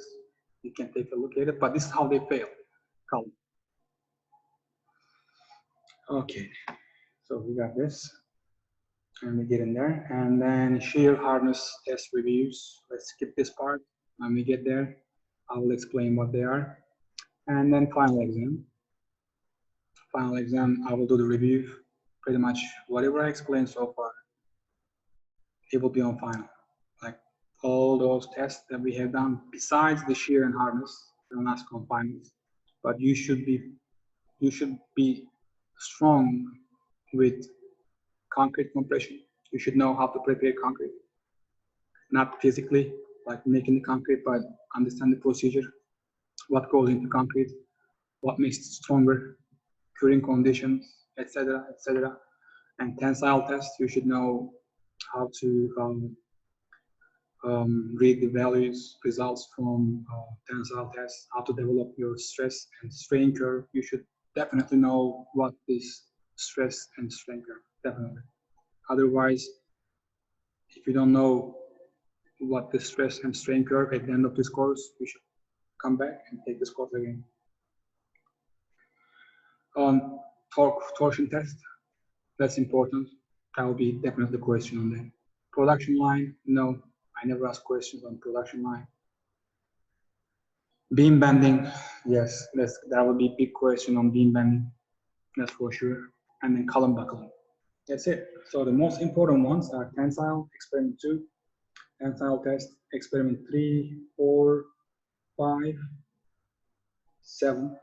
So this 4, 5, and 7 is all together, concrete compression. So as you can see, these stars, it stands for the concrete reports. It says reports are due after experiment 7. So you are not going to submit your concrete report up until we finish the entire testing on the concrete specimens. So the first report that you will submit is the tensile test right after we finish the experiment next week. You will have 7 days to prepare it and submit it, and then we will have the preparation of concrete cylinders. There will be no report due following week, and then we will perform the first compression test of cylinders. There will be no report due, so you will have 2 weeks. Then you get the torsion test, and following the torsion test, after 7 days, you should submit your report on torsion test. Then we're gonna have the production line test. Again, it's gonna be due following week. So besides the concrete, all the reports are due in 7 days, right? Okay, so if we are on the same page, we're good. I will get the report format and everything later on. Like I said, I will just show you guys a sample of the Moodle page that I have developed last semester. This was the tensile experiment only. You already have this introduction part. This is not your core, your Moodle, but this is what you expect to have by next week. Tensile test data and spreadsheets template.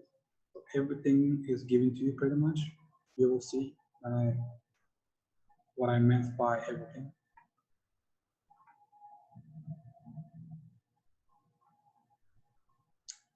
So you have your tables, you will have your loads, applied loads, starting from 0, 1,000, 2,000, 3,000. You will have your corresponding elongation. And then you're gonna calculate the stress and strain. You will develop your graphs, and graphs are already here for you. So as soon as you calculate these columns, the graphs will appear here. And this is your stress strain graph. You will see your linear portion of your graph, elastic region, plastic region. And these are the equations that you need to use. And I will go step by step. Don't freak out, everything. I don't think we can see your screen if you're trying to show us. I'm sorry, my bad. Okay, so that's what I meant. Oh, okay, there we go. You will have the applied applied load onto the specimen that we're going to be testing right there, right? So if I apply 1,000 pounds, I'm going to see what the deformation is, what the elongation is, how much it will elongate. And how can I measure the elongation? I have to have a strain gauge, like a device, and I have it there. I'm not going to bring it right now. It measures the elongation in small increments that you cannot see. So I'll record these data. Like I mentioned in the previous slides, there was a graph, strain graph. It was on the web, actually, web page. You will have the same exact graph over here on this side. So when you finish this table calculations, your graph will be developed here by itself, because this is getting the data from steel stress versus strain. It's getting the data from here. See, it's gonna pull up all the data that is actually results from the original data, measured data. You will only have this P and elongation columns. Sorry. And then you will calculate the stress and strain. And I mentioned that stress is load P over A, how much load applied divided by the cross-sectional area. I mentioned that before. You're going to calculate the cross-sectional area of your specimen. I will give you the dimensions, like gauge length is 2 inch, diameter is 0.5, and all you have to do, use the pi d squared over 4 equation to calculate the area, and it will come itself. And like I said, whenever we complete this experiment, I will just do this table in class with different numbers. So you will see the process, how you can develop this table, these stress and strain values, how you can calculate Young's modulus, and how you can develop these graphs. Okay? Yep. So this will be given to you, and there are videos that I will post, tensile tests. This is just the experiment. It's the UHTM. So you can watch these videos as well. If you're not satisfied with the video that I'm gonna make, if I can make it here. Sample test calculation, you will receive it. This is the same graph. It's from 2017, my first year teaching. This is the raw data. This first two columns, P, pounds, and elongation in inches.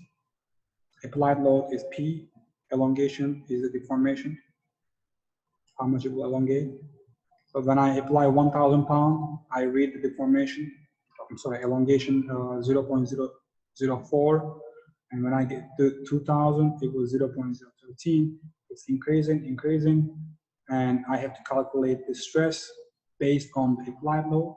So 1,000 pounds divided by 0.2, it will give you 5. You divide 2,000 by 0.2, it's going to be 10. So, etc. It's not too hard. So you should determine fracture strength based on the neck cross-sectional area. Neck, this is neck portion, by the way. You measure the neck at the end of the experiment, how much reduction that you have experienced, the material experiences at the end of the experiment. Because cross-sectional area is getting smaller and smaller as you increase the load. You should have this graph, ultimate tensile strength, 73.77 KSI. And over here somewhere you have your yield strength, it's about 49.1 KSI. You're gonna have two graphs because it is really hard to determine where it starts yielding. In this big graph, it's a big picture. So I have to zoom in, and I have additional graph that clearly states that where the yielding point is, and beyond that 49.1, material starts deforming plastically. But if you reduce the load, applied load, or applied stress within this region, let's say you are loading it with a stress. You're applying a stress between 0 and 49.1 KSI. Let's say you're at 47 KSI. And all of a sudden, I stop this machine, UHDM, and I stopped and I started unloading. So I'm removing the load. Elongation will go back to 0. Does that make sense? So I'm on the elastic region. But if I go beyond, let's say 73.7 KSI, the material original length will be different than the final length because material already deformed plastically. So it cannot go back to original position because I'm on the plastic region. That's why this yield point is important. So engineers, we are working in this elastic region. It's also called safe zone. I'm in the safe zone. So I can state that up until 49.1 KSI, I'm fine. When you walk in the elevator, you see that maximum occupancy in the elevator is, let's say, 4 person or 5 person. How come they know how many person that they can lift with this elevator? They look at the design. As a result of the design, they come up with the safety factor and the maximum load capacity of this elevator. And then based on the average human weight, they say, okay, if it's 2,000 pounds, we can have, let's say, 10 person in this elevator. So this elevator can take up to 2,000 pounds. All those cables that are attached to the elevator, they have the capacity, yield strength, right? They are steel cables. You know, the elevator has ropes that is lifting the elevator. They have ultimate tensile capacity and yield strength capacity. So as long as you're on the safe zone, elastic region, you're fine. And you want to keep it in the elastic region. You don't want to overload. That's why you don't want to get into elevator with more than 10 person if it's stated maximum 10 person in the elevator. Does that make sense? That's why it start beeping. Totally. When you get in the elevator with more than 10 people, if the elevator is only for 10 people, it starts beeping because it measures the weight, how much weight it applied. And it says, look, if you stay in this elevator, it's gonna stop. It already stopped working to prevent the failure, right? They have the system already built in. So, Does one of the 6 elevators in the engineering building actually do that, or? I mean, I've never heard of it. I've never seen it there, so, but I have seen them. I am glad they are working. Let's put it this way. I'm glad these elevators are working. So they are not even working sometimes. Oh, really? They are now? So, okay. Like I said, you're going to have the sample calculations, and I will go over them. You will have the notes, tension test, tensile test, and you will see this simulation here. Let's see. That's what we're going to do. We're going to run this simulation right here. And you can run this simulation by yourself at home. Copy. These are my personal notes.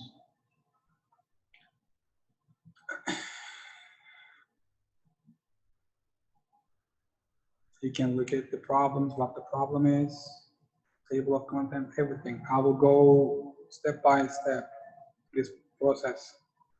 This is, by the way, this is the strain gauge.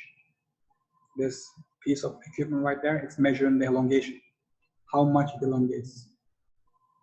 So it failed at 13,620 pounds with the elongation of 0.4764. So corresponding elongation at the end of the experiment, 0.4764. So elongate that much. But this is just deformation. This is just a load. This graph is going to be translated to stress and strain curve. Now, in our lab report, do we have to include that you used a caliper to measure the diameter after the specimen is broken or ripped in half? Yes, we're going to use the caliper to measure the diameter, and we're going to use the tape to measure the length, final length, everything. So you'll thank you. But before next week, you can just read this portion, get ready, prepare, not for me, but for yourself. If you want to excel this course, if you want to be one step ahead, when you go to interview, after you graduate, you should watch these videos and read the notes. Tensile test lecture. This is my lecture. So, just me. This equation, let me go back to my spreadsheet and explain how much load. I go back to my spreadsheet. This is the spreadsheet that you saw on Moodle. Are you able to see the YouTube here? Yes? So I will just share this link over here in the chat box as well. I will also share it on Moodle later on today. So this is my YouTube channel, by the way. It's only lectures, beam bending, mechanics of materials review.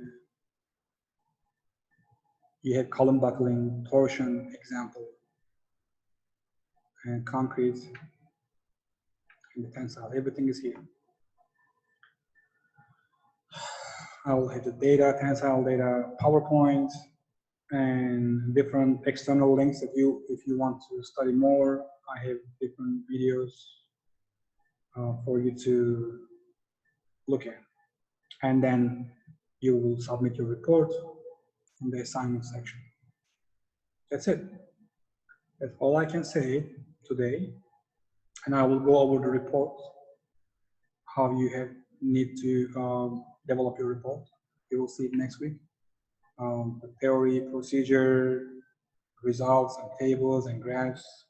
You know. And I have a sample. I believe I provide the sample calculation. I think torsion experiment sample data.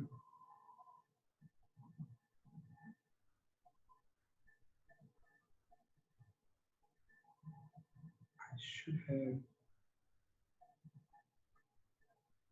sample concrete report, for example. This is a report that I posted. I don't post the reports for every single lab because it's pointless. As long as you know the structure, how your report should look like. Roger is back. As long as you know how your report is going to look like, starting with objective. What is the goal of this report? Goal of this experiment? What are you trying to learn? Right? That's the objective. And the equipments, what equipment that you need to use to complete this experiment. And these sections will be given already. I will give to you what the objective is. You can elaborate it if you want to elaborate, but you cannot mess with the equipment. Use straightforward, whatever is given to you. Experiment. Basically, this is the experiment, is the procedure. Just some background information, theory, and how to set up. This is a slump test. We will go, we will go into details on concrete, what they are. Equations, you should be able to define the equations. You're not going to come up with your own terminology, but if you go back to the textbook that I provided on your Moodle, you have this textbook too. Or I have this textbook over here, the same one, right here. You can go to this book and find out what the definition, what is the definition of stress and strain or compression, etc. Don't just copy and paste, but just elaborate it. Understand the logic behind the theory. Thank you for giving us that book. Yeah, you're welcome. You're welcome. So actually, this student was one of my students. He combined the experiment, the background and theory together. And then this is the procedure. I also provide the procedure for concrete. Over here, you will see on concrete, slump test, specs, receipt, like bunch of things you need. You can all you have to do is summarize it. All the information is on Moodle. I will highlight sections, and you will look at the highlighted sections, read it, and then summarize it, put it on the report. That's it. Then the results, tables. Always, you will calculate stress and strain. You'll be doing the same thing. For the first 4 weeks, 5 weeks, we're gonna look at the stress and strain. Doesn't matter if it's compression, tension, or torsion, we're dealing with the stress, torsional stress, tensile stress, and compression stress. And it's this force divided by area, cross-section area. And how much it will deform. We want to know if I apply this stress, this amount of stress, how much deformation I will see on field. That's what we want to know. Then you will have your graph. You will observe the graph. Can you mute Tara? Lewis? Sorry. And discussion on conclusion. Over here, you got to show your work. You know, what did you understand from this experiment? What was the theory? What were we expecting? Well, what did you end up with? Obviously, we're gonna have some errors during the experiment, like mixing problems.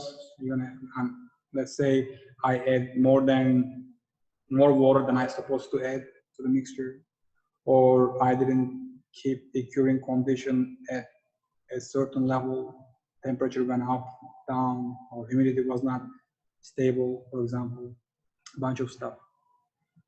And I will mention those when we get there. Like I say, everything you need is given. As long as you ask, you will get it. But don't try to cheat. That's not ethical. You're lying to yourself when you cheat. Column buckling, beam bending, and direct shear and hardness. I will just give you the articles and specs, and it's just a bonus assignments. I assign bonus. I didn't even take off points. Even if you don't do the shear and hardness, if you do it, you will get bonus. If you don't do it, you will not get anything. Like, you're not gonna be penalized. It will depend on the curve in class. If everybody's doing well in class, then it will be bonus. You know, if I have students failing, or if you guys don't pay attention to class, if I'm talking to myself, then I will make sure that this one is gonna be 10% of your overall grade. So it all depends how we work in class. That make sense? You were confused, Lewis? You sure? Okay. So I'll make it easier for you at the end. I will look at the overall class, how they are doing, and I will change the syllabus. Syllabus is always subject to change. So I can change the syllabus, change the dates, change the percentage of the reports and the final or midterm. It depends. Because it's a unique situation, COVID-19, and everything is possible. Final exam, 8 questions on the final exam. You need to print out the final exam PDF file, solve the problems on the printed exam paper. If you need extra space, you can use engineering paper, blah, blah, blah. They were given 24 hours to solve 8 problems. 8 problems in 24 hours. It's plenty of time, right? And if you fail this class, then I will highly suggest you to drop out of engineering. I'm serious. Like, I'm giving you 24 hours to solve 8 problems, which I've already solved on Zoom meetings and upload the video and solution on YouTube. If you're not studying, that means you cannot make it. You know what I mean? I don't know if I'm gonna give 24 hours, because if it's in class, you will be given 90 minutes, not open book, not open notes. This was a unique situation. It was, the first semester of COVID, and nobody knew what to do, So I gave them hard problems, not easy as I ask usually in class. In class, we have limited time. We don't have open book, open notes, on the cheat sheet. But still, you will see the problem that you see in class. You're not going to look at your paper, do an exam, and be surprised, what is this problem? If I don't solve that problem in class or similar problem in class, that means you're not going to see that problem in your exam. You'll be responsible for what you learn. I'm not like other teachers, because I understand from student perspective, because I'm still student, and you look at that way. Anyway, so this is all about this course. I believe everybody enjoyed the first class. Hopefully this record is good, and they're gonna be able to watch this video later on. If not, that's their problem. I did my best. So 7:30, start at 5, 2 hours and 30 minutes. Depending on the next week's schedule, I will do the same thing. If you guys want to stay longer, you can stay longer. I can stay longer. If you want to leave, you leave. But I have to look at my schedule at work, see what time I can get off. It depends on the weather. Like usually, if everything is, there's no rain or anything, I get off around 3:30. I work in the east. It takes about 30 minutes to get ready, so it's 4. So I believe 4:30 is a good time, but I will keep you guys updated. So you're not gonna lose anything by watching this video later or joining the meeting later, and everything will be on Moodle, and I will be open to questions. You have my phone number. Austin called me 2 times. I don't know how he got my number, but last semester. I'm open to, I'm a giver. As long as you ask, you'll get. Don't assume stuff, just ask. I'm sorry for calling you twice today. Okay, if there's no question, you can call it a day. And I'll see you guys next week. Jacob, how do you feel, Jacob? Thank Oh, you. we're good. You good? Okay, Yeah. Jacob is good, and then John, Roger, you were John, right? Okay, John is good. Everybody's good. Ahmed, how do you feel, Ahmed? All good, sir. Good, good. Okay. Okay. All right, guys. I will see you guys next week. Shoot me an email if you have a question. And this link for my YouTube channel, Tensile, right there. And I will update that link on Moodle once I get a chance. Probably not tonight. I promise that I'm supposed to add update Moodle tonight. But by the time I get in, it will be like 8:30, and I have to wake up early at 6 to go to job site. So more than likely it will be done by tomorrow, Moodle updates. But you don't need to worry about it right now. So you are up to date, and you're not gonna miss anything. If I am late, if I'm causing the problem late, then I'll make sure that I will give you guys extra day to finish up your work. I take full responsibility.